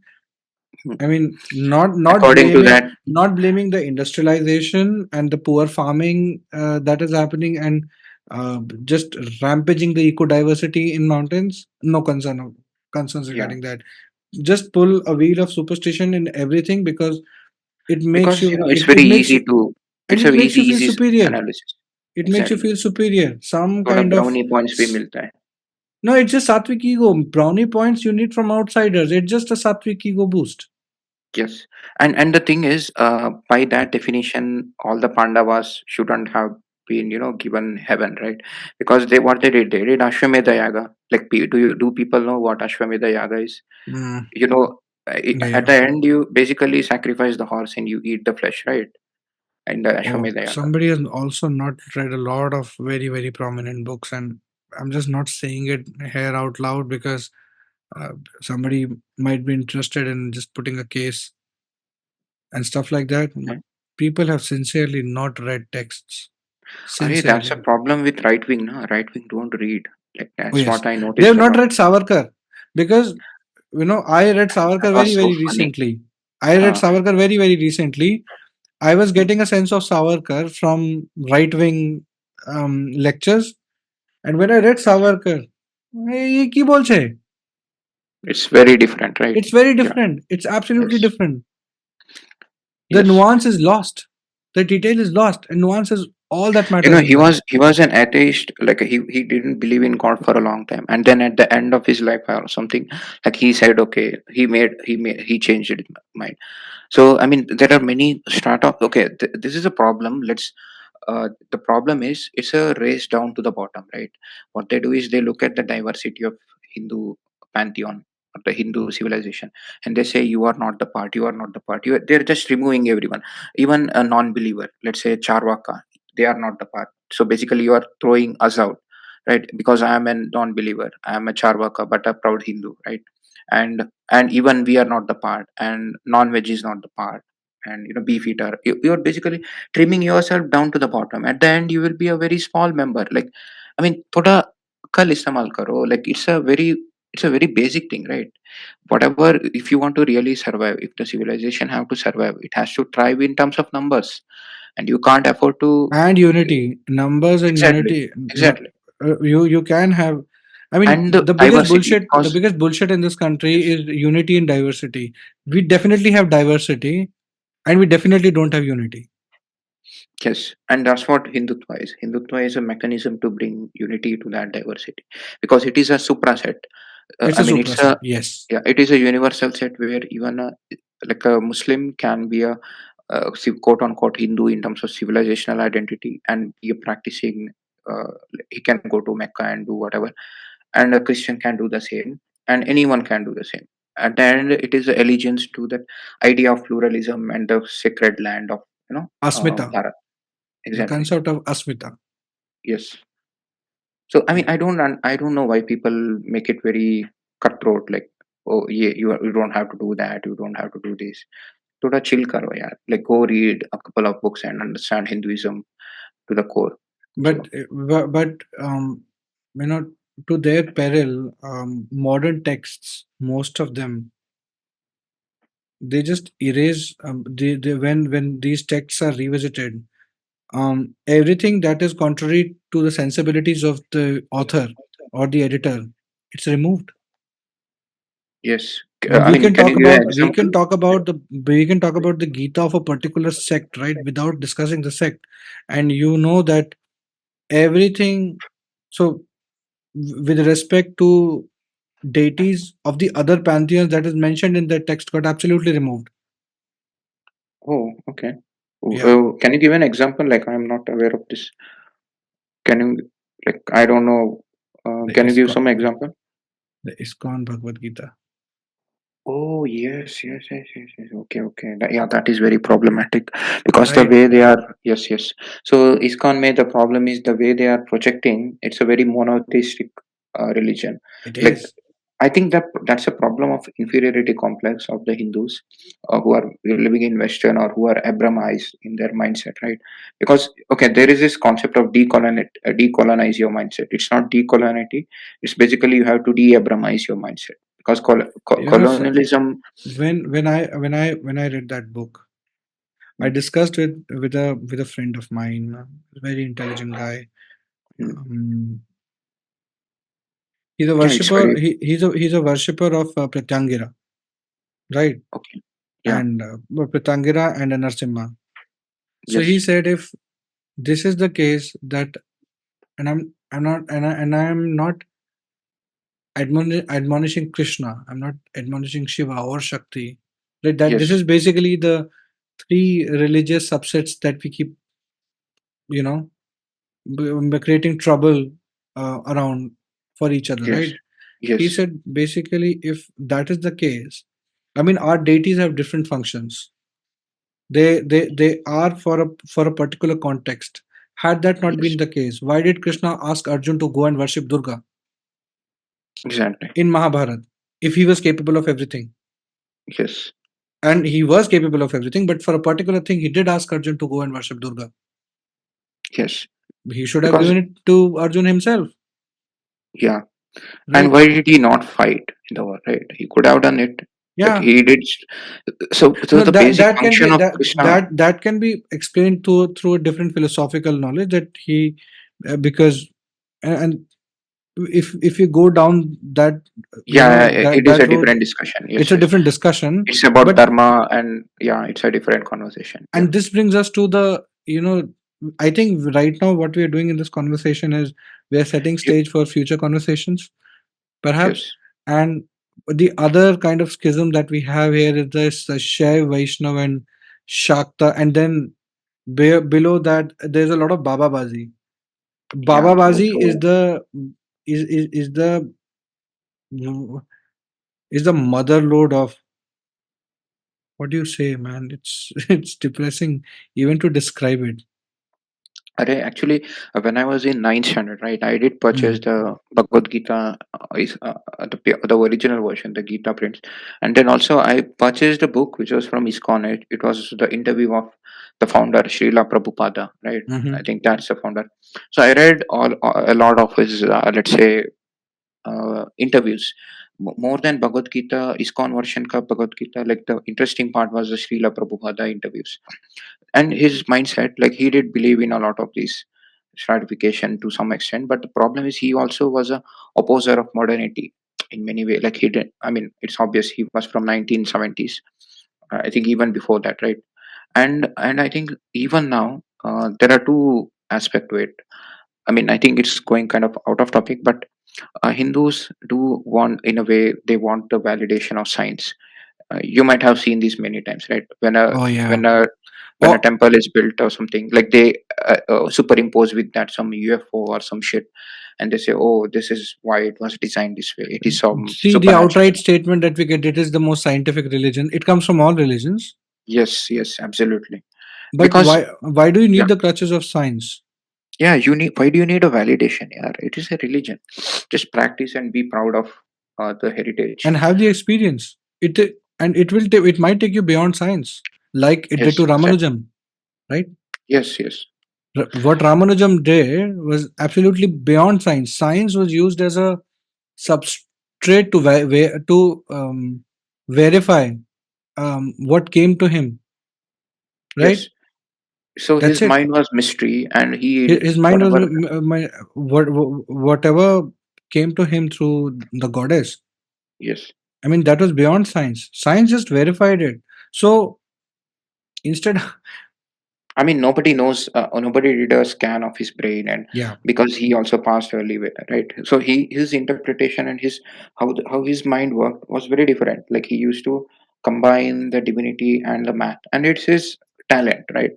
And the problem is when you come at the crux of the issue, I think it's because science won fundamentally and modernity won, right? And then the religions has to show some kind of a relevance. And one way to do it is to get a validation from science. That is a very I mean, even Muslims do it. Yeah, even they do it. They say Quran is very scientific, blah blah blah. So it is a very, I mean, it's a basic strategy. Oh yeah, yeah. But That's yeah, but coming back to the topic, right? The mm, caste system and this rigidity. So at the end, I think Hindu, whatever we described, right, the definition, that is one. And when it mm, comes to, let's say, I wanted to talk about this topic. Uh, Okay, I thought we will get into the reservation thing, but I think we can have a separate discussion on that later. Because you discuss about the political solution for the Cultural let's problem. say cultural problem. Yes, but see, at the end, the beauty of Hinduism, right, is that it's very individualistic. The journey is very individual, and the karma associated with you is yours. Like, it's very individualistic, right? Unlike Abrahamic religions, and the solution, and the jati varna is completely opposite. It's for some reason, like, I don't know how it happened, but the theologically it's a very opposite of the negation weave into it. It is very community based, and Yeah. even later Yeah. on, like even now, the whole, imagine, for a society which is very Hindu, in terms of thinking, the whole politics and whole, let's say, socio-political discourse on jati varna is very identity based. I mean, it's a very group based. It's the uh, same thing that you become the judge of somebody else's karma, right? In a yes, way. yes. So I mean, when you look at the Hindu core philosophy, right, the journey of a soul or atma, and the karma associated with it is very individualistic. And uh, and the way, I mean, it's a very beautiful and uniqueness to Hinduism, objectively speaking, because at the end of the day, modernity and individualism, it's a very superior way, in my sense, to solve any kind of a problem, or most kind of a problem. Mm. And when it comes to politics, and we don't apply it, like we apply identity politics of the group politics. Like we say, we do a lot of jati fighting, and there is all the politics, right? I mean, you look at the recent elections, what happened in UP and so on. It is basically a caste game, right? So Yeah. the Sapa got the caste matrix, right? That's why they won at the end of the day. There were multiple reasons, but I Yeah, think but because but these voters had voted for the incumbent party in the past, but because they Lekin yaar, became see, one election will not have a one reason. It will be multifactorial, yeah, because nobody disagrees with the fact that they had affinity to their caste identity, and that's why when the grip of the incumbent party became loose and their interaction with the community became loose, they immediately defaulted to their group identity. yes, exactly. So that is a situation. That's why I'm saying, like, the Hindutva identity is very important. It has to survive. If you want a civilization to survive, and if you want that integrity and the unity of the land, you need such idea, because of the Yeah. diversity you have. I mean, you can't destroy the diversity, right? You have to go with the first principles. You have to look at case by case. If you look at the jati varna, it is a bad idea. You just have to eliminate it, right? You have to say this is a bad idea, and what kind of steps has to be taken. I mean, if you look at the solution, the the solution which most of them, the current solution is reservation, right, to solve the jati varna.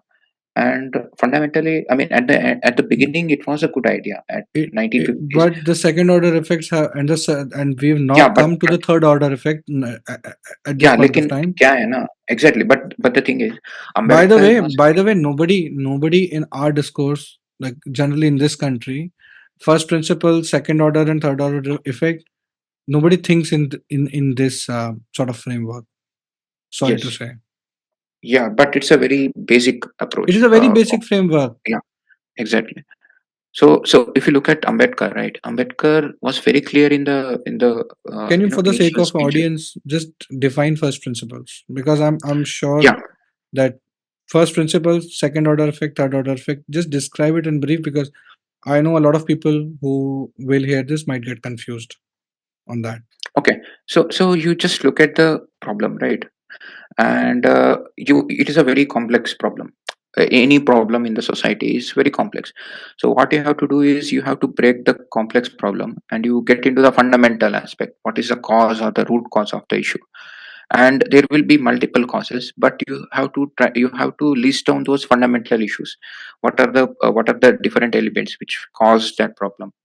And from there it's very easy to approach the issue. So when you look at, Give an for example. example, yeah, yeah, Yeah. so sure. So if you look at the Hinduism, what is the problem in Hinduism? Like, what is the most punching bag which is being used, right? And which is a very bad idea, which is jati varna. Like, jati varna is used by Islamists, which is used by Marxists to convert and to denigrate Hinduism. And that's the reply is shell mechanism. They say, oh, they start defending Jati Varna. That's not the idea. You have to look at the first It principle. So was you look different at in the, the past. It used to be a nice system. yeah, but even that, all that, and then also you have to say what is the first principle issue. Okay, it's just a Jati Varna is the issue, and how to address it. So, and then again, the address, what is the solution we have given, which is the reservation. And you look at the history of the reservation. Okay, initially the Ambedkar, what he said was it will be only for 30 years. And then he was also a pro industrialist, right? He said industrialization, once you are getting into industrialization, automatically the pie of the size will increase and everyone will get the fair share. Yeah. But it didn't happen. And then what happened? Interesting thing about Ambedkar, he was most of the property right cases, Yeah. he fought on the side of, and I think it was amongst his, because capitalism was amongst his first principles. You find him fighting on the side of zamindars and all, but Mhm. his contention was that proper if the state tries grabbing property Yes, in the snatch the way, property. right, Mm. in the way it was trying to do at that Land point of reforms, time, Nehruji. during land Mm. reforms, basically through the amendments in subsections of article 19. They scrapped that, right? They changed the property law They later did. I on. mean, they did create. Yeah. They did create that eminent domain thing, and Yeah. Or some Indira Gandhi exceptions. time, But maybe there was a lot of Indira Gandhi's amendments. time was different because she went like with a sword on that entire Article 1914 or whatever she could, Yes. um, Yeah. cut through. But Ambedkar fought on the side of principles, and it is because of him, I think, because of his advocacy in the courts, that we have whatever property rights that we have right now. Otherwise, Yes. things could have looked way different, Much worse. Yeah. much I mean, worse, much the worse. land reform thing is a very different conversation because it comes into the way we use the land and so on. It's a very Oh yeah, because yeah, yeah, that's there. We also have to see the efficacy of land, and was the land reform really successful? Because it was not successful, it was not and I can say successful. I yeah, mean, people just kept the registering big and hope naming I have. land on the entire family's name, and then Yes. basically there were some leaders, some people donated land, and it was a Yeah. significant amount of land. But overall, the peasants, the landless, remained the landless. It didn't Yes. change Yes. much. And the thing is, I mean, It was a bad idea, but yes.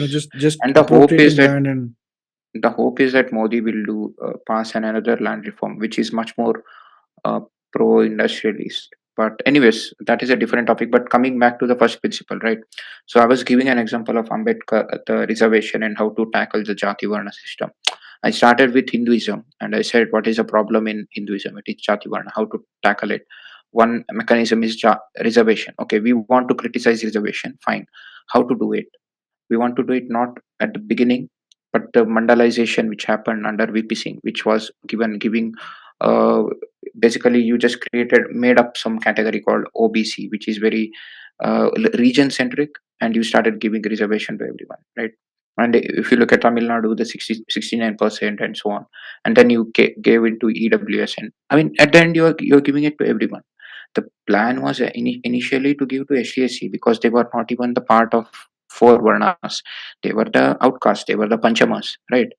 That's the only reason why Ambedkar gave the reservation to them, and it was okay because their population percentage was also less, and it could have been ended once you rapidly industrialize, and we could have been a first world country, but we are not.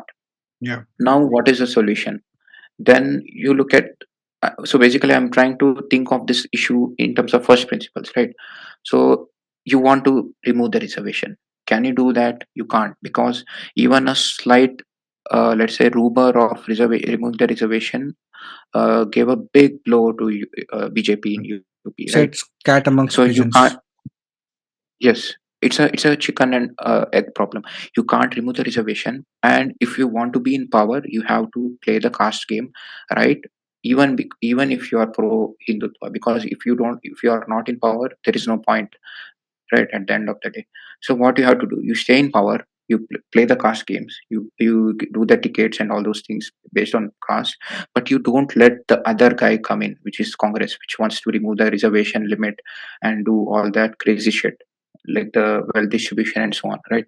And you do push industrialization again, because we are at the cusp of, like, we are at the end game. We have been trying this for a long time, and we need industrialization now. And once the India starts growing and the size of the pie gets larger, automatically people and the per capita increases and people will get jobs, even if it is not public sector, right? I mean, at the end, nobody wants public sector. If you are a very wealthy country, people will be aiming for a private sector. That is a win-win. Then no one cares if there is a public except sector reservation. except strategic except strategically important areas, no public sector. Yes, Sorry, exactly, thank exactly. sorry, Yeah, but yeah, thank yeah. you. Yes, yes, yes. That is the one. Yeah. I mean, when it is very strategic, like nuclear project or something, or any kind of example like DRDO And or the something. government has to play a regulator. It doesn't have to become the industrialist by itself, which Yeah, uh, I agree. I agree. I agree in a privatization of DRDO as well, because DRDO, at least a section of DRDO, because DRDO, apart from nuclear and missile technology, no, rest of them don't DRDO doesn't do yield much of a nuclear. result. DRDO, that's AERB, Atomic No, Energy no, they have, Regulatory Board. no, they have the missile technology, right? Missile Oh is yes, yeah, indirectly yeah, linked to nuclear because it's a yes, strategic weapon. yes, yes, Yeah, yes. because it's a delivery mechanism. And so apart from the missile, the Agni 5 and so on, the progress you saw, most of the other parts don't do much of, let's say, progress, right? I know this because one of my cousin, he worked in DRDO, like a project, and most of them, they don't even work. They sit there and they chat and you know, it's a very Another boring job. discussion. Another Yeah, discussion. it's a, so you have to, yeah, exactly. And there you have to privatize, possibly privatize, and then you keep some jobs, because if you go privatizing everything, I think the problem will be the backlash with the caste reservation, because the reserve, if you're privatizing, then the chunk where you can give a reservation will be problematic. I think, oh, Mhm. Not Akhilesh Yadav, oh, Bihar ka, this guy was there, right? The politician gave a statement, bail bejo, wo bejo, sab bejo. He made a statement on that. He Tejas said Reddy. even private sector में reservation होना चाहिए. He said that, right? And Oh yeah, they. you By the way, the first attempt at private reservation has already been done by the BJP in Haryana. I think it yeah, got struck down by the court, but they passed thank God for they that. passed a law which said that below the pay grade of 50,000, only Mm, of 50,000 per month pay grade, mm, 75% hiring needs to be done locally, correct. right? Oh, okay. Yeah, yeah, yeah. It violates. That's a different kind of reservation. No, It's but a local. but you see, uh, But anyway, I oppose all kind of reservation. yeah, Yes, it's a race down to the bottom. Now, once you get that into the yes, order, it's only a little stretch of imagination for other things to come in, right? Once you yes, start controlling private sector in that manner, yes. Once you open the Pandora's box, like floodgates, everyone right? wants to get in. Yeah. Yep, yep, Yeah, I correct. absolutely oppose, because of the social construct, according to me, which, I mean, the social contract between the government and the the private or the civilian sector, right? It has to be get out of my life in all kind and aspect, apart from national security. If it is all about national security, then yes, I'm a national security hawk. And when it comes to, let's say, businesses, right, private businesses, you get up, you just don't have to do anything. And if you want to continue reservation, because you have to be in power, right, it's a very unique problem we have, which we created. Okay, you create different departments, you already have many junk departments, right? You do the math and you make sure that you keep, keep the reservation going. and and once you industrialize and you start about removing the reservation slowly, it's a very slow because you don't have to lose power. Maybe you start from some from state government or something. So it has to happen, but at the end of the day. And I right now I mean, think I'm I mean, pro if reservation, at least for you have to STSCs. the only way out of this, and now we're talking solutions, the only, and caste, uh, the present caste problem is our biggest problem. Let's just put Yes. it this way. It is so, for Bharat, this is the biggest problem, because Yes. for any country to grow, you have to put some organization into the social hierarchy, right? Yes. Yes. And Yes. when it comes to organizing our people, our labor force and all, this one thing turns everything on its head immediately. And Correct. there are some people who think there are dividends to be give it enough time and we'll see the dividends going Yeah. which So way so they the go, thing right? is, yeah. But the thing is, from what I So let read, me just complete this one. I think the way out of this mess is that we create such a strong national identity that people just give it up, and that can yes, only be created once it's the a three Indian state, prong solution. It's yeah, a three-prong solution. Yes. and that can, we'll discuss the three prongs, but I think that can only happen when the Indian state, and I'm not talking about the BJP, I'm talking about the Indian state, which in itself is problematic. Uh, till the time it doesn't start making difference into the lives of people, and then we create a cultural momentum where people start identifying with the national identity to the extent that all other identities just get pounded and Diluted, basically. homogenized Yeah. and diluted Yes. under this one, supra identity. Yes. That's But the solution we have. just to add to So that, it doesn't mean we are diminishing the diversity, because that's a reply of the trad immediately, right? I want to make it very clear to any trad who is listening to this. Like, I'm not saying that we have to eradicate all the traditions. Like, you might say that there is a direct correlation between Jati Varna and like the Jati Varna and the tradition, but the problem is not just the Jati. Jati by itself is not a problem, mhm. because when I say I'm from this Jati, what hierarchy you You belong to, understand, you're that making a hierarchy. hard argument because you're going against, almost going reverse to whatever we've been discussing. So you have to be really Yeah, yeah, yeah. So detailed what and I'm saying, elaborate. yes, yes, Caveat. yes. So what? Yeah, yeah. So see, Jati by itself is not a problem, because Jati as a concept is not is a tribe basically, right? And a particular set of tribe has a traditions attached to it.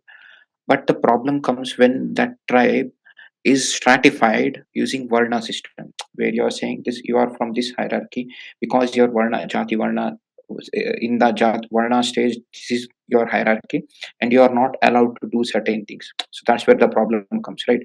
So if there is a tradition attached with one jati, it can be exported. Like I gave an example of Ganesh Chaturthi, right? It can be homogenized to other, like any other society can also take that as their own tradition, right? So you can do that, but at the end of the day, the bigger identity has to be Hindutva, or the Hindu civilizational identity. Mm. So it doesn't mean, because I'm giving this because the typical reply of the homogenization of the creating of larger identity will be, okay, you are destroying the diversity, because that's what I think Sai Deepak and many others says when it comes to UCC, even for UCC, right?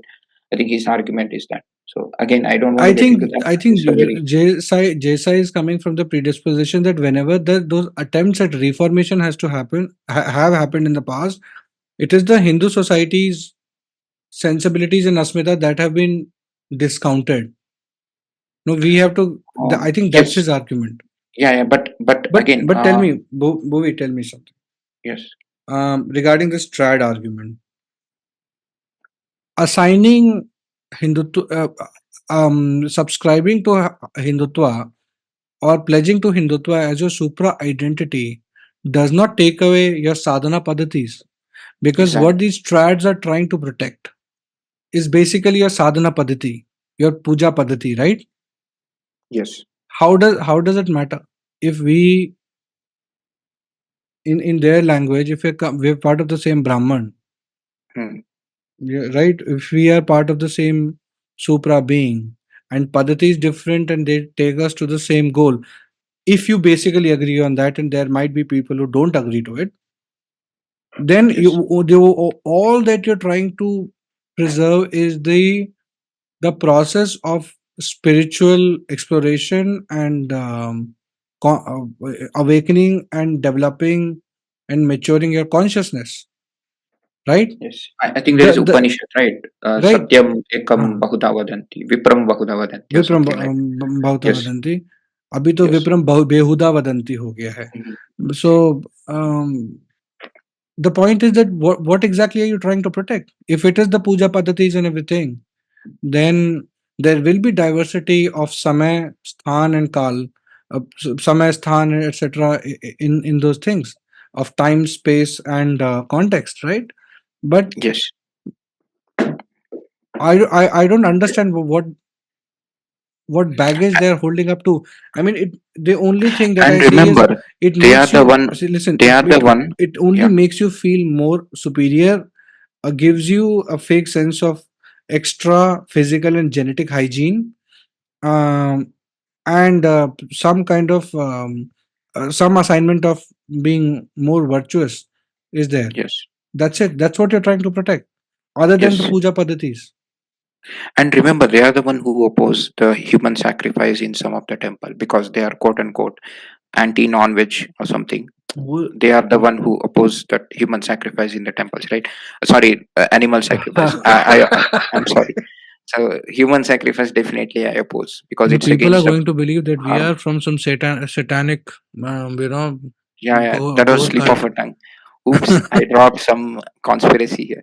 Yeah. Anyways, I was about to say the animal sacrifice. So if there is a Rajput temple or something where you are, basically there is a tradition of ritual of animal sacrifice, or even let's say Shakta tradition, right? The tribes are the one who oppose it vehemently. So In so there is also this undercurrent where a lot of these Shakta temples, especially in the Rajput communities, are getting sweetified. Right, the ritualistic Bali Pratha is going away and yeah, getting replaced with motichur laddus and mithai and why? all that And they jazz. give bali to that vegetable. They bring some pumpkin and they imagine that as an Oh animal yeah, and they yeah. do the bali. For I Chandika, have seen this a lot. Lauki ka Bali is Yeah, like quite a stretch of imagination, quite amazing. yeah. In fact, Vishnu also has a fierce aspect, right? Mm, I think Shiva has, but I'm No, not sure no, about. no. Narsimha, Oh yeah, yeah, yeah, that is true. right? Okay, if you want to, yeah, correct, yes. If you are praying him in that avatar, yes, then yeah. And also, if someone is praying in Parashuram avatar as well, then it is very like over the top. So, Oh yes, yes. but I yeah, mean, but I mean, I know people who are very, very devout um, um, worshippers of Pratyangira and Narsimhan, and I also happen to know people who do it in the Rudra form with proper Bali and all those things. yes, yes. So no, I mean, it's okay. So I mean, coming back to the when topic, right? That, it's only sadhana paddhati and puja paddhati that you have to yes, preserve.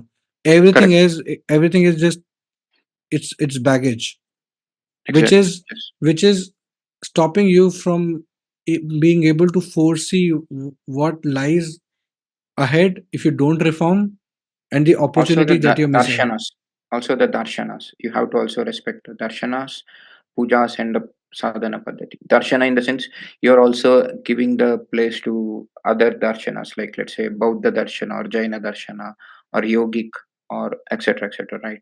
But you all Or but charvaka. listen, you Yeah. also need to you also need to critically understand that.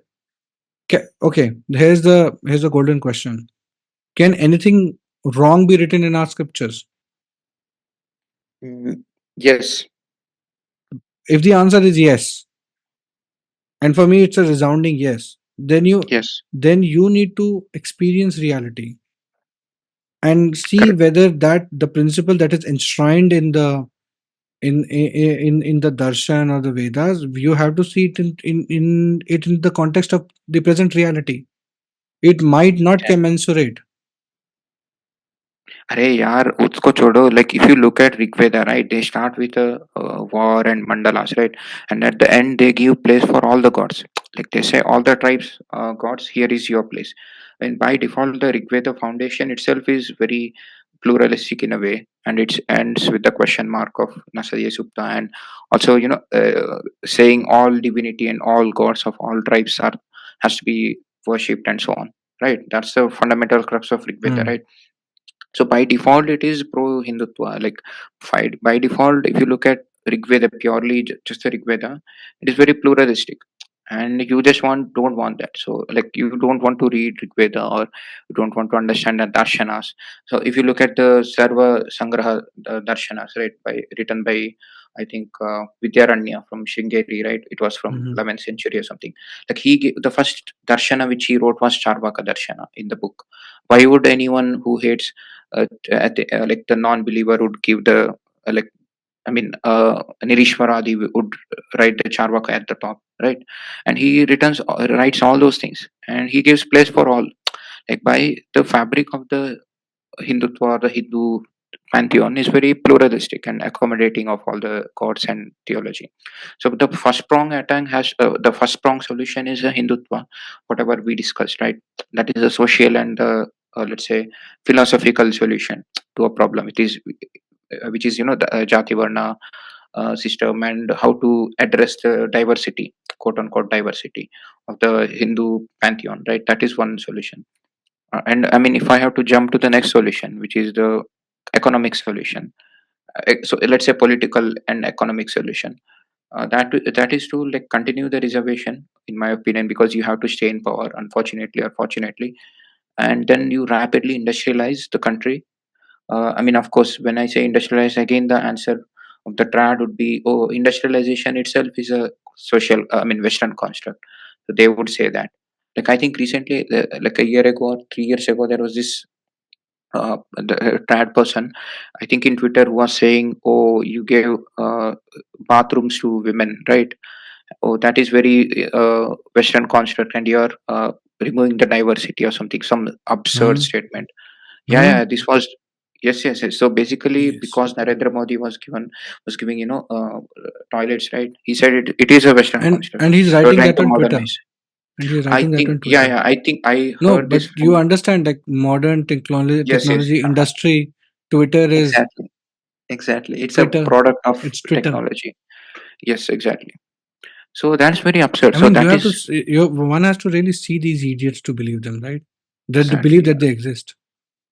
अरे toilet भी western construct हो गया मतलब सब कुछ भी western construct करवा दो like it's not like Indus Valley civilization had discovered toilet and bathroom and something, right?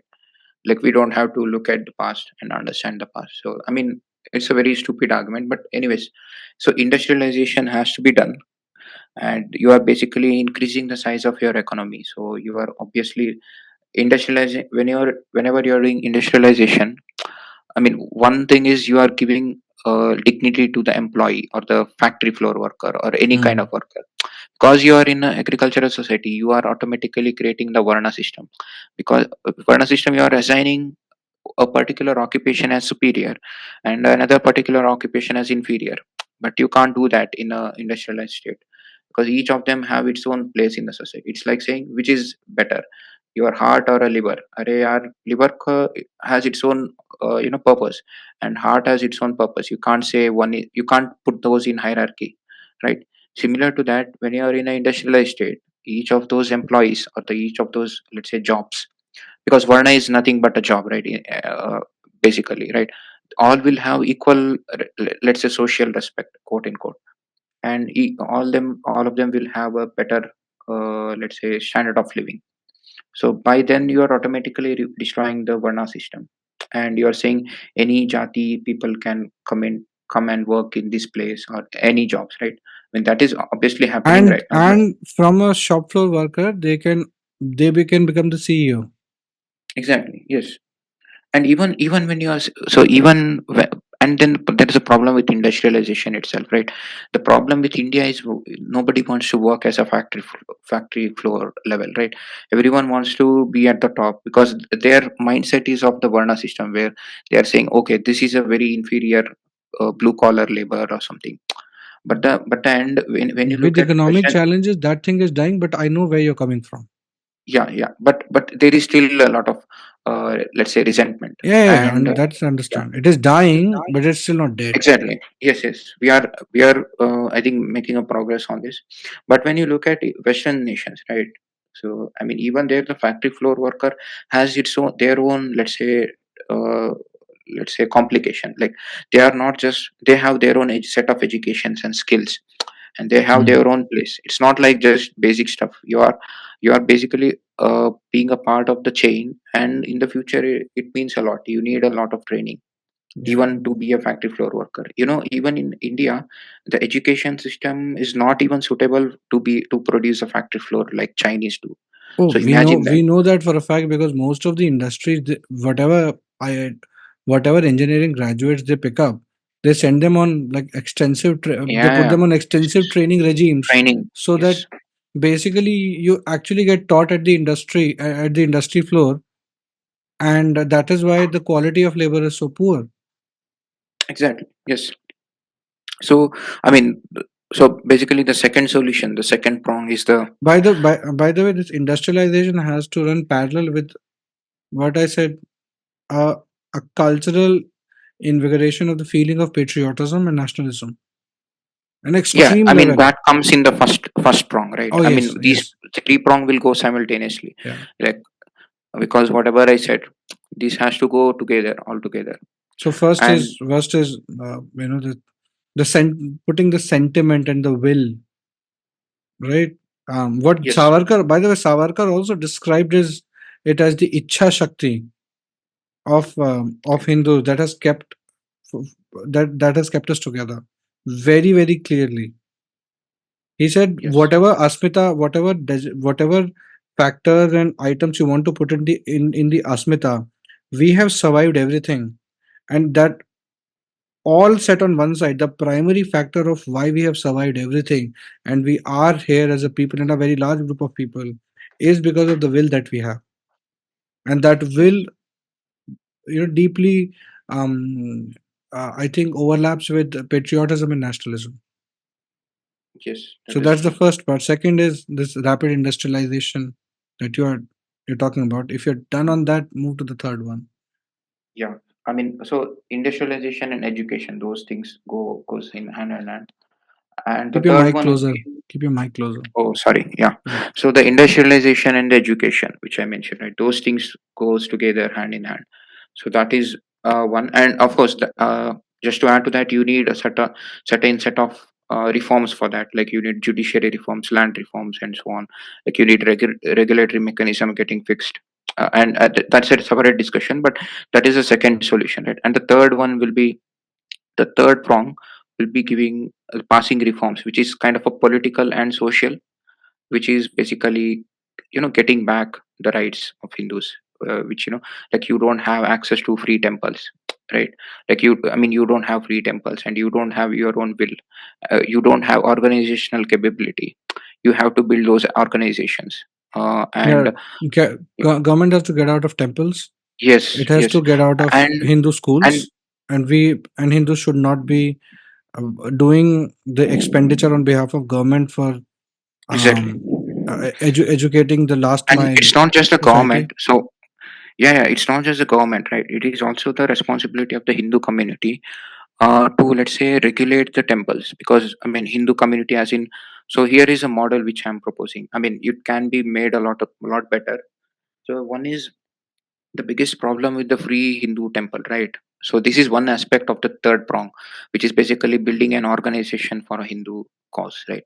And also organization in the sense it also includes the information, social media, and also so on and so forth. Like if you look at what's happening in Palestine, the way their information network works, it's fabulous, right?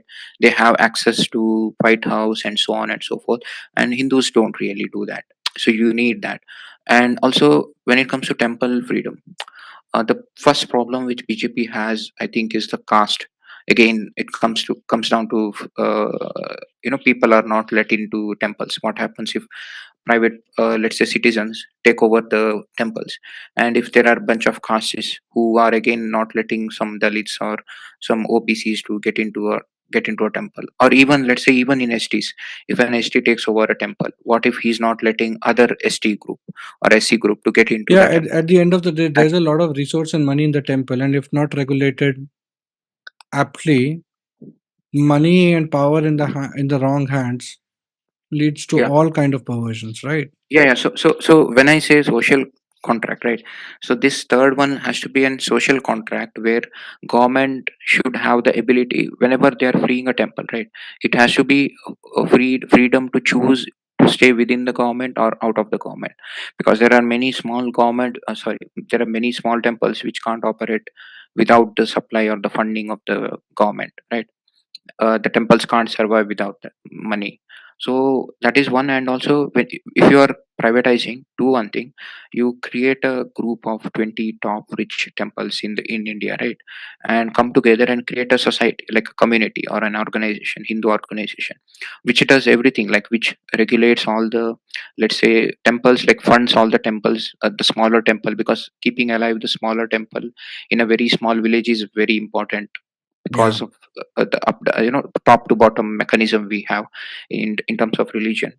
And and also, do whenever there is a priest, right, who is being casteist, let's say he's doing some weird shit, like not letting some other people into temple, you just leave that temple alone, or you file a case. There has to be a government, a case where it is kind of HTSC, but it's a very draconian policy which we have. It has to be very neutral, agnostic of the caste. Like whoever does it, even if a ST does it, he should be able to be charged by that act. And it's not just protecting the SC and ST.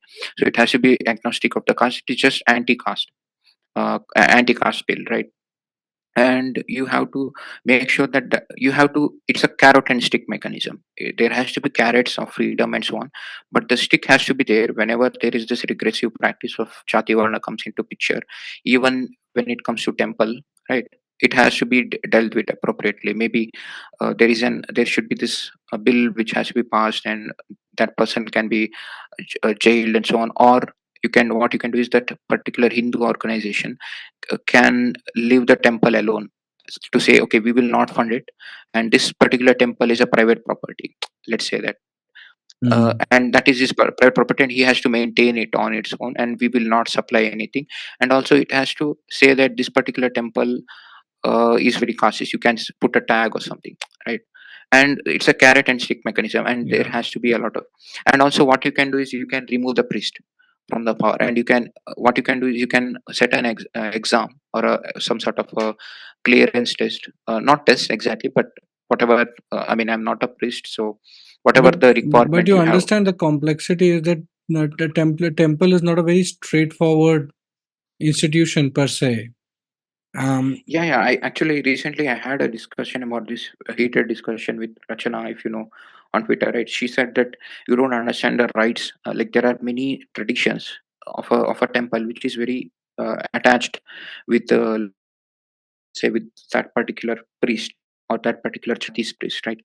Mm. So I said, okay, I don't have problem with that. Like if a jati, like if a person from that, let's say jati or family, wants to continue the tradition of praying, or of let's say doing puja for the vigraha and so on, and maintaining the temple, he can do that, right? Because it's his tradition and he can continue it, and he will get the support from this the organization which I mentioned. But the Mm. rules has to be there. This is the carrot, right? I I'm think talking about the stick. I'll be more interested in um so what generally happens is that we look at the priest, but Yes.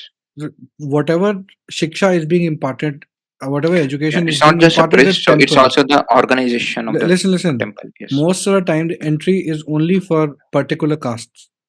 I think there is where the devil really lies, Yeah, yeah, that is true. because that is pretty much. I mean, if you're not V1, there are only limited places where you can actually go and be Okay. inside a guru, inside Yeah, like yeah. a temple gurukul. Very limited places.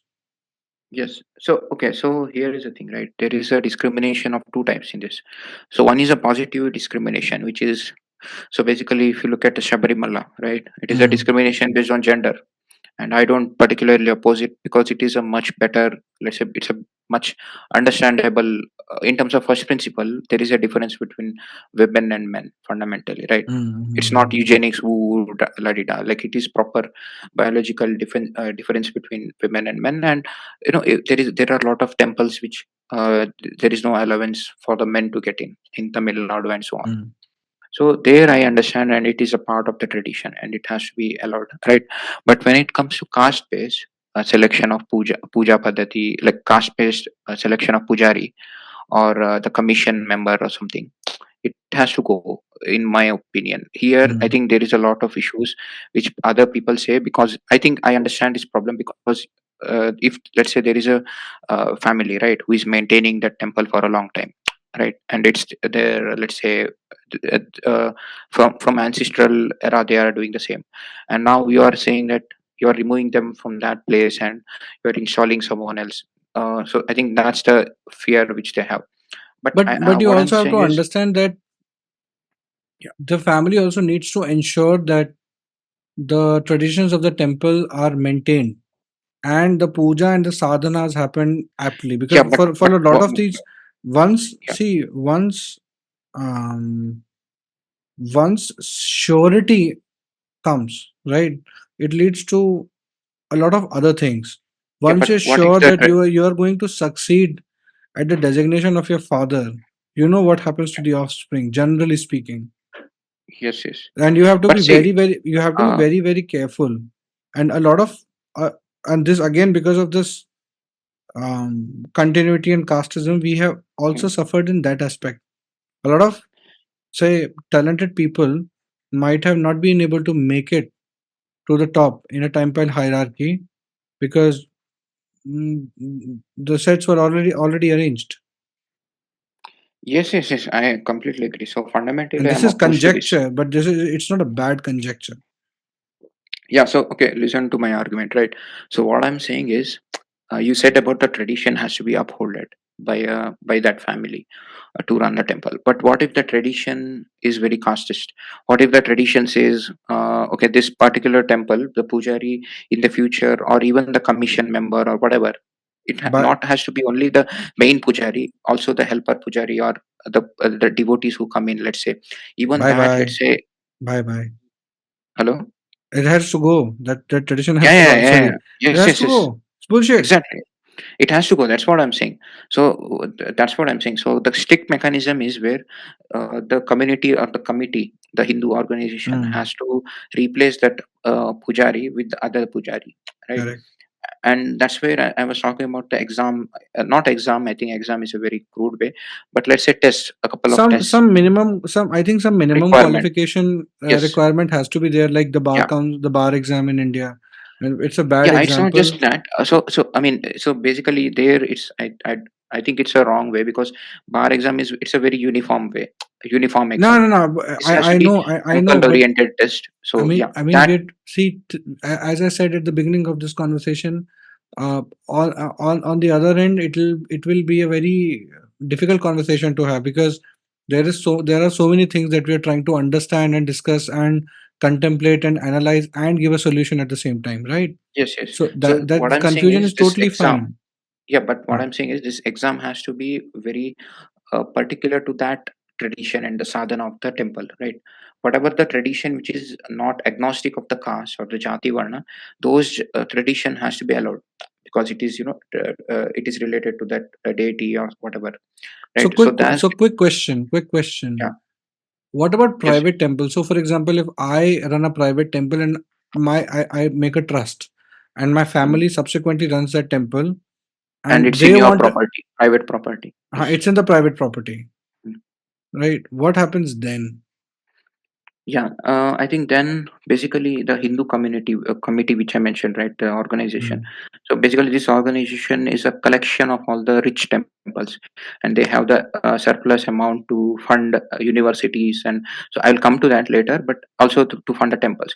So those temples, so that can disown this temple. So that can say, okay, you are, whatever our laws are, the the written laws which we have, uh, mm. it has to, you have to pass that. Like, you can't be a, you And can't do there can exclusion also be a based on, model code of conduct, right? Yeah, it has to be like a proper solid written code. You, Mm, if so, basically, it's a collection of temples, right? You are mm. accepting the temple to your group, and in return, you will be giving money and subsidies and whatever, like all the interaction and networking and so on. So you are isolating the temple from it. It's a private property. वो उसका है. Whatever he wants to do, you have to do with it. So it's basically like not letting someone into your home. It's his I private don't think property. that will work because this supra body. I mean, first they Mm. will have an infight with regards to their deities, right? And then So okay, you you're you, talking about you that temple, right? So it no, doesn't you matter, the right? the It's a su- private. the large the large temple body that you are contemplating right now, it'll have a lot of problems. Oh yeah, yeah. So First okay, of I all, mean, it'll be hit by the Shiv Shakt Vaishnav BS. no, yeah. So the thing is, uh, the third prong, which I'm talking about, right? This has to come from the first prong. Like they have to understand and understand the first prong solution, which is that the ultimate identity has to be the Hindutva. Like the Mhm. ultimate identity has to be he has to accumulate and accommodate everyone. So it is not about the clash, and I think all these ethics should be written down. It has to be like a proper government by itself. The way you have the work fact or much better, you can do much better than that, right? And it has to be very let's say it has to be very codified. It has to have its own kind of a constitution or whatever you want to call it. I think constitution is a loaded word, but let's say it has to have a set of ethics, and it has to be anti jati varna discrimination, and it has to be pro, let's say, acknowledging all the sadhanas which are In not my view, under harm principle. in Yeah. my view, if I have to give a my 2 cents on this, I think, and this is obviously This will take a lot of working, by the way. this It's will take not a like lot a of one working. day. Even the Yeah, discussion is quite difficult when you think about it. it has to So start now, and it has to slowly build up, yeah, because there are a lot of unknown variable here. We are just trying to write a book, like we are trying to write a series of ethics and the code of conduct, which has to be done with this Hindu organization. and we And don't even have we haven't even decided on the pace that we are going to choose for it. By the way, so we're that far right yeah, now. So yeah, yeah, my idea is that say there's a council. That council creates a set of best practices, and those best practices are shared and promoted in the public, and then it creates a certification mechanism, a graded no, no, certification I don't mechanism. agree with that, because Listen, so let me basically, complete. Let me yeah, complete, yeah. bhai. Okay, So, and it creates a certification mechanism, and then s- it it certifies these temples, and public is made aware that these are the set of best practices which which concur with Hindutva, right? And this temple is following these out of it, and that certificate is available with every temple, and based on that, donations, charity, etc., is decided by the public. okay. Yeah, so those I agree with that, right? Most of the Right. thing, but the fundamental approach for the set of practices is very different. So what you're saying, you have to write down the allowable practice. But what I'm saying, it has to be negation, because you can't really list down all the practices available. So Yeah, basically, correct, correct. So that's so why I said I'll that give an example, right? that is why Yeah, I 1 minute, on the one word minute. go, I said that they all of them have to concur with Hindutva. Uh, yes, yeah, exactly. So what you're doing is you shouldn't make a list of what are the things which has to be allowed. You have to make the list of what are the things which are not allowed. It has to be the negation of whatever the exclusionary practice and the bad practices based on the harm principle on the humankind, right? So Yeah, that has to be not allowed. It's like saying, I'll give an example, right? So basically, we have a law, the social contract. It is nothing but it doesn't say you what to do. It says what not to do. So you are not allowed to kill someone, or you are not allowed to, let's say, steal money and so on. But it will not say, okay, you are supposed to do this in the society. It doesn't say you have to wake up and do let's say 10 meter, let's say whatever, some exercise or something. It doesn't say all those things. It's your personal practice I and see your whatever. point. Correct. Yeah, so it Yes. has to be negation of whatever the bad practices. So that has to be given. And if the temple is not if it is doing that, then the community or the committee, the organization, which is a network of these temples, the larger temple and other Mm. Hindus. They have all the rights to, let's say, shun that temple, and But you know, if you and give it to also apply. temples, the see Yeah. see the fundamental problem is that if you give it in the hand of temples themselves, now the idiosyncrasies and fundamentals of the particular temples will start creeping into the policy sooner than later, because um see when you make a system, the one of the basic fundamental is that you should be able to give that system to your enemy, and it Mm. should still work in your favor. That's the most important principle of creating any system. Yeah, so basically, So yeah, I get what you're saying. I suggest, like, better model is a council, and Yeah, so obviously when I this. say organization, I think we are saying the same thing. It is just uh, a difference in the word. But what I'm saying is this council will basically, it's not just a collection of rich temple, right? mm, Right. So basically, whatever the temple, even the rich temple, to be part of that should, let's say, should follow these rules. It has to be. It doesn't. It shouldn't follow these whatever the rules which we mentioned. Like it shouldn't practice negation of jati varna or something, or so it so shouldn't for practice caste. Yeah. I'll give you the counter example, right? If, say, suddenly this council comes somebody comes up with a suggestion that all Bali should be banned, because Bali is Mm. the, you know, Yeah, yeah, I get what you're saying. So okay, I'll give the answer to that, right? So the initial codification should be against the harm principle for the humankind, right? So if there is a animal sacrifice, so usko karne do. It's not a human, right? Like they're not in a situation where human is representing itself as a cow or something, right? Like it happens in the Western country. Like we clearly know how to define things, so we mm, know we have to define it properly. So the code of conduct should be very specific, and it shouldn't be up to negotiables. Like it shouldn't be up to interpretations as well. When I say it shouldn't oppose the harm, like it should be uh, the harm theology, right? It shouldn't harming someone. So yeah. harming in the sense, it's all about humans. So if there is a person who wants to give a bali of a human, then it has to be opposed because it's you're giving a bali of a human. But if it is of animals, a cow or anything like a sheep or whatever, so it has to be allowed because it is and it is part of the practice. So part of the tradition of that particular temple. So that has to be absolutely upholded. So there is no ifs or buts about it. So whatever the diversity, so basically we are trying to increase the accumulate or retain the diversity of practices as much as possible. But as soon as there is a issue with those ethics, like the jati varna exclusion, discrimination, or let's say the harm principle which you mentioned for the humankind, then that has to be shot down immediately. Those things should not pass, and then the organization or the committee has a right to isolate the temple. Like no funding should come to that, and so on and so forth, and I also mean, even if they give a public file a recall, that file a yeah, and also even if file a case, also file a case for government to take over, and then the government has to take over. That's what I'm saying. I think that that entire nah, this is where I'll give you pushback, because Okay. if you give government the chance of taking over, they'll create the situation of taking over. Okay, yeah, I accept, I agree. Then maybe what we can do is we can so basically what we can do is we can file the act which I said, the But I anti-caste think bill, you and can then also go out to the public and tell the public that this is what is wrong, that this is the wrong that is happening in this temple. yeah, So keep but your eyes and ears open.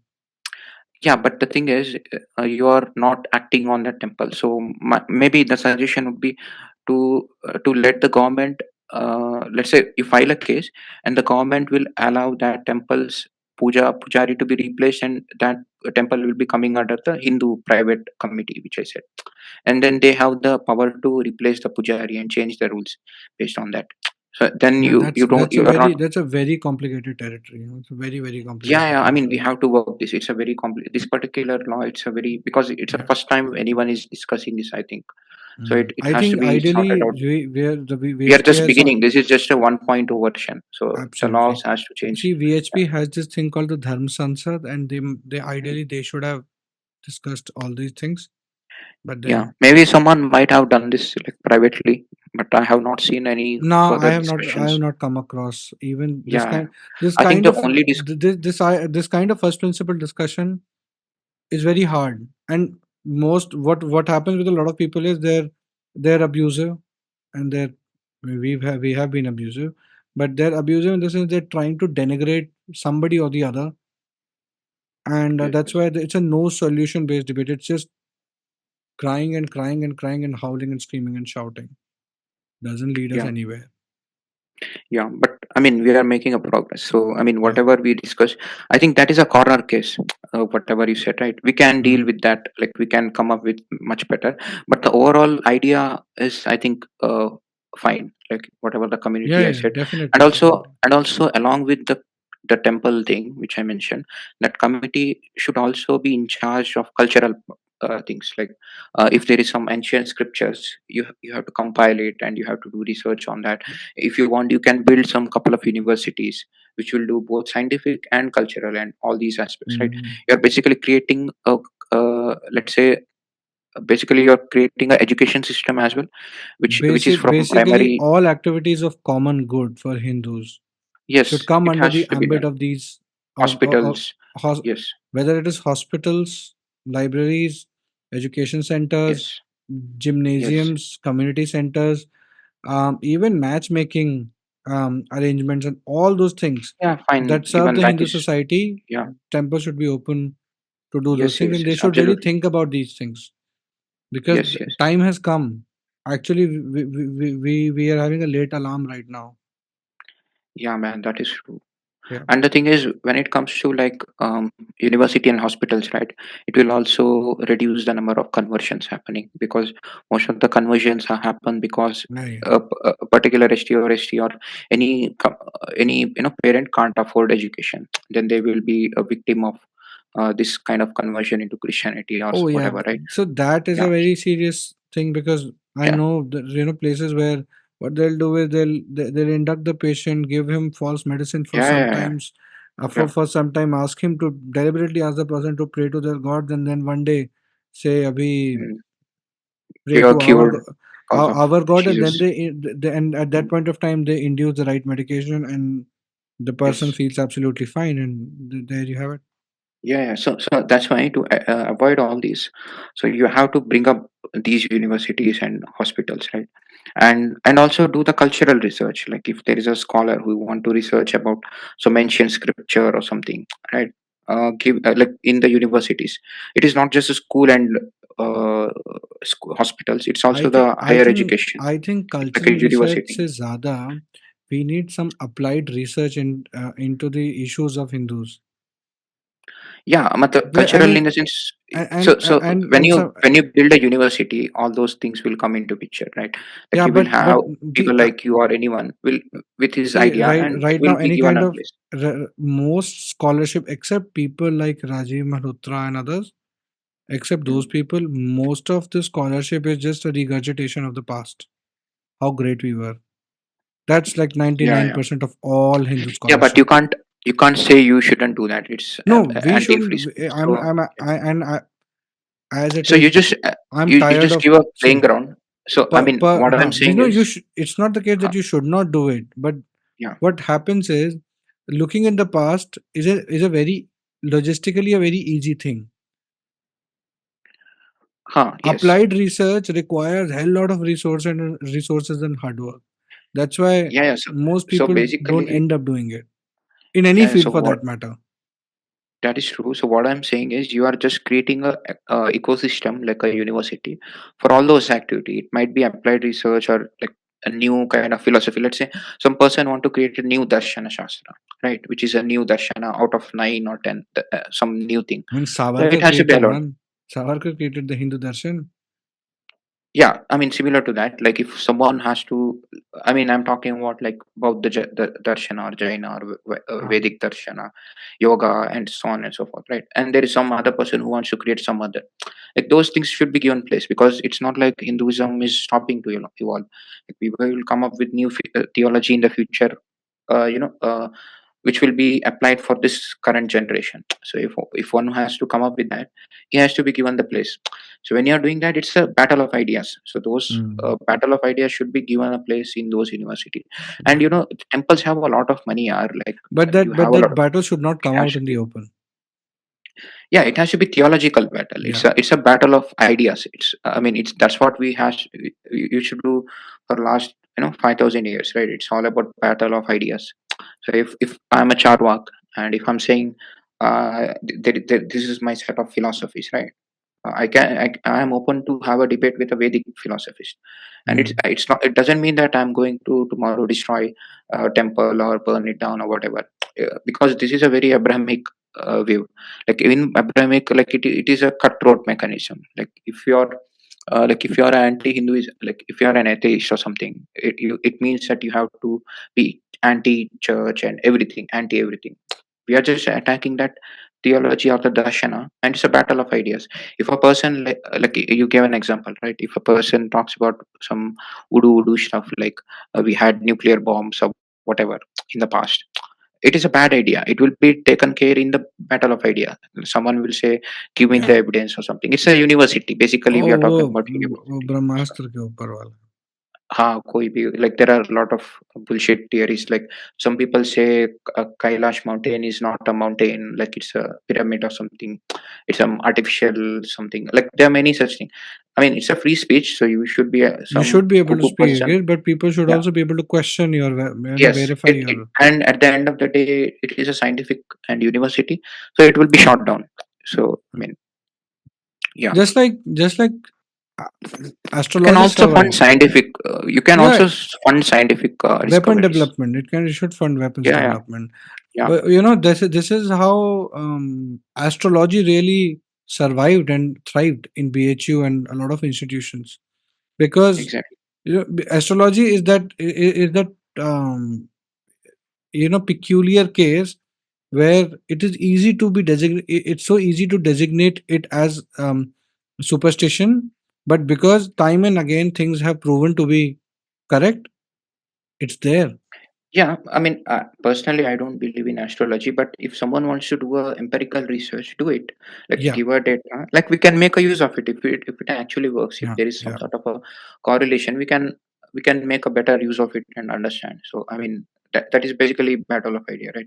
So that is the third prong, right? It's all about bringing the institution, and also in that the third prong there is a controversial thought which I had. I'm not sure if this is a good idea or not, but you can also fund and like bring up because you have to be truly independent of the government, because tomorrow a government X or Y can come down and can destroy anything, right? So what you can do is you can change the face of, let's say, the way RSS or BHP functions. Like you can bring up true, let's say, self defense courses and militias. I mean, this is because even in USA you have things like Blackwater and whatever, right? Private, let's say, militias which does the Yeah, it's operations. different, but you are saying that But I'm giving an analogy, but it's not the same. it's not I'm the saying bring same. up. Yeah, I'm saying you. This needs a bit of S- thought, because even Street this, power, yeah, it's a street power. It's basically, I'm talking about organized street power. street power. Exactly. Yes, I'm talking about organized street power, and the third one has to be, whenever I say organization and building all these things, we should also have the ability to protect it without the government as well, because you can't Yes, because you I can't am a rely on the minimalist. government. You can't Yes, rely on I'm a the government. minimalist when it comes to government. So Yeah. you should have a mechanism to. Yeah. It's not just not the street power; it's also the lawyers. You should have your own lawyers, and you should be able to battle it out in the judiciary, war, All kind of etc. friends. Yes, All kind of everything, friends. even the social media, Yeah. whatnot, right? You think this is a good time to conclude this one? Yeah, I think so. So I think Right. we discussed about all the issues and the history and the Hmm. problems with the jati varna and the social contract, and also we gave a solution of three pronged attack, right? It is all these things has to go together. It's not just one thing. It's all these things. Maybe there might be some fourth thing which is missing right now. Like whatever we thought of, these three things can definitely be I applied. think And we're clear yeah, on the fundamentals and yes, the main factors. And if we keep pushing the discussion in that direction, something brilliant might come up. Yes. But Yeah, yeah. in any case, the minimum expectation I have out of these discussions is that my thinking should get my own curiosity and thinking and perspective should expand, and I can with confidence say that it has happened in this discussion, like any other Yeah, discussion that I've had with you. yeah. It was a Right. pleasure talking to you. Yeah. And And in conclusion, there are a couple of things that I have to say. So why I started this communication series was that we there are hard topics to be discussed which cannot be discussed in a pub um, in a window dressed platform or format, right? And yes, difficult conversations with people who have good ideas are definitely it's some every system should have it, every culture should have it. Somehow we are not able to have these intricate conversations, and the entire idea is that any culture that has to thrive, any civilization has to thrive, has to deliver some benefit, psychological, social, physiological, civilizational, national, material. Only then it has acceptance amongst people, right? yes. Hindutva needs to do the hard work of, I think, getting all those things correct, and it's really Yes. hard work. It's very hard to Hindu, be Hindu. yeah, it is a multi field battle. We are Yeah, fighting many and things at the same time. and by the way, it's very hard to be a Hindu because you're not getting virgins, you're not getting seas of milk, honey, wine, whatever. You're not getting all the goodness, Yeah, basically, but you end up coming back yeah, to improve yourself time and again, yeah. For right? me, as a Charvaka, it's a one-time moksha. You are ending at the moksha, and that's it. There is no. Maybe that, Yeah. but then at least you want to live your life with virtue and principles, right? Yes. Yes. Yes. and Definitely. and the other thing is that I'm having these discussions especially for young people.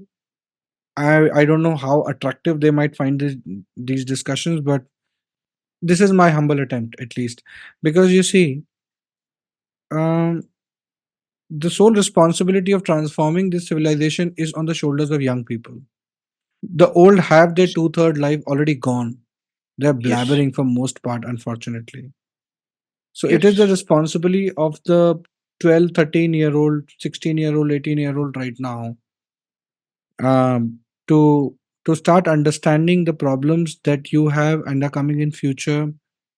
That is the generation that I'm more concerned about, because we are, you know sort of more we are sort of more old, and we have a very clear, we should feel responsible with respect to what we will be giving our children in legacy. For people 10, 20 years young older than us, their fate is already decided. What our parents have given to us, that's already done. We are in the present, but it is what we are going to give to our subsequent generation. That is something that we should really be concerned about, because that is our, what we call in Hindi as virasat. Mm. Yeah. That's it. So thank you so much for Yeah. being here, Thank you, man. It was a and great conversation. thank you so much, and I love to have Looking you forward again. to have a more, yeah, more Right. conversations like So this. we'll keep doing these things, and we, we'll keep doing these things, because you don't know, even if one person listens to these things and makes a difference, I think that's contribution enough. Yeah, exactly. Yeah. Yeah. And it's always good fun to speak to you. So thank Yeah. you. Pleasure is mine as well.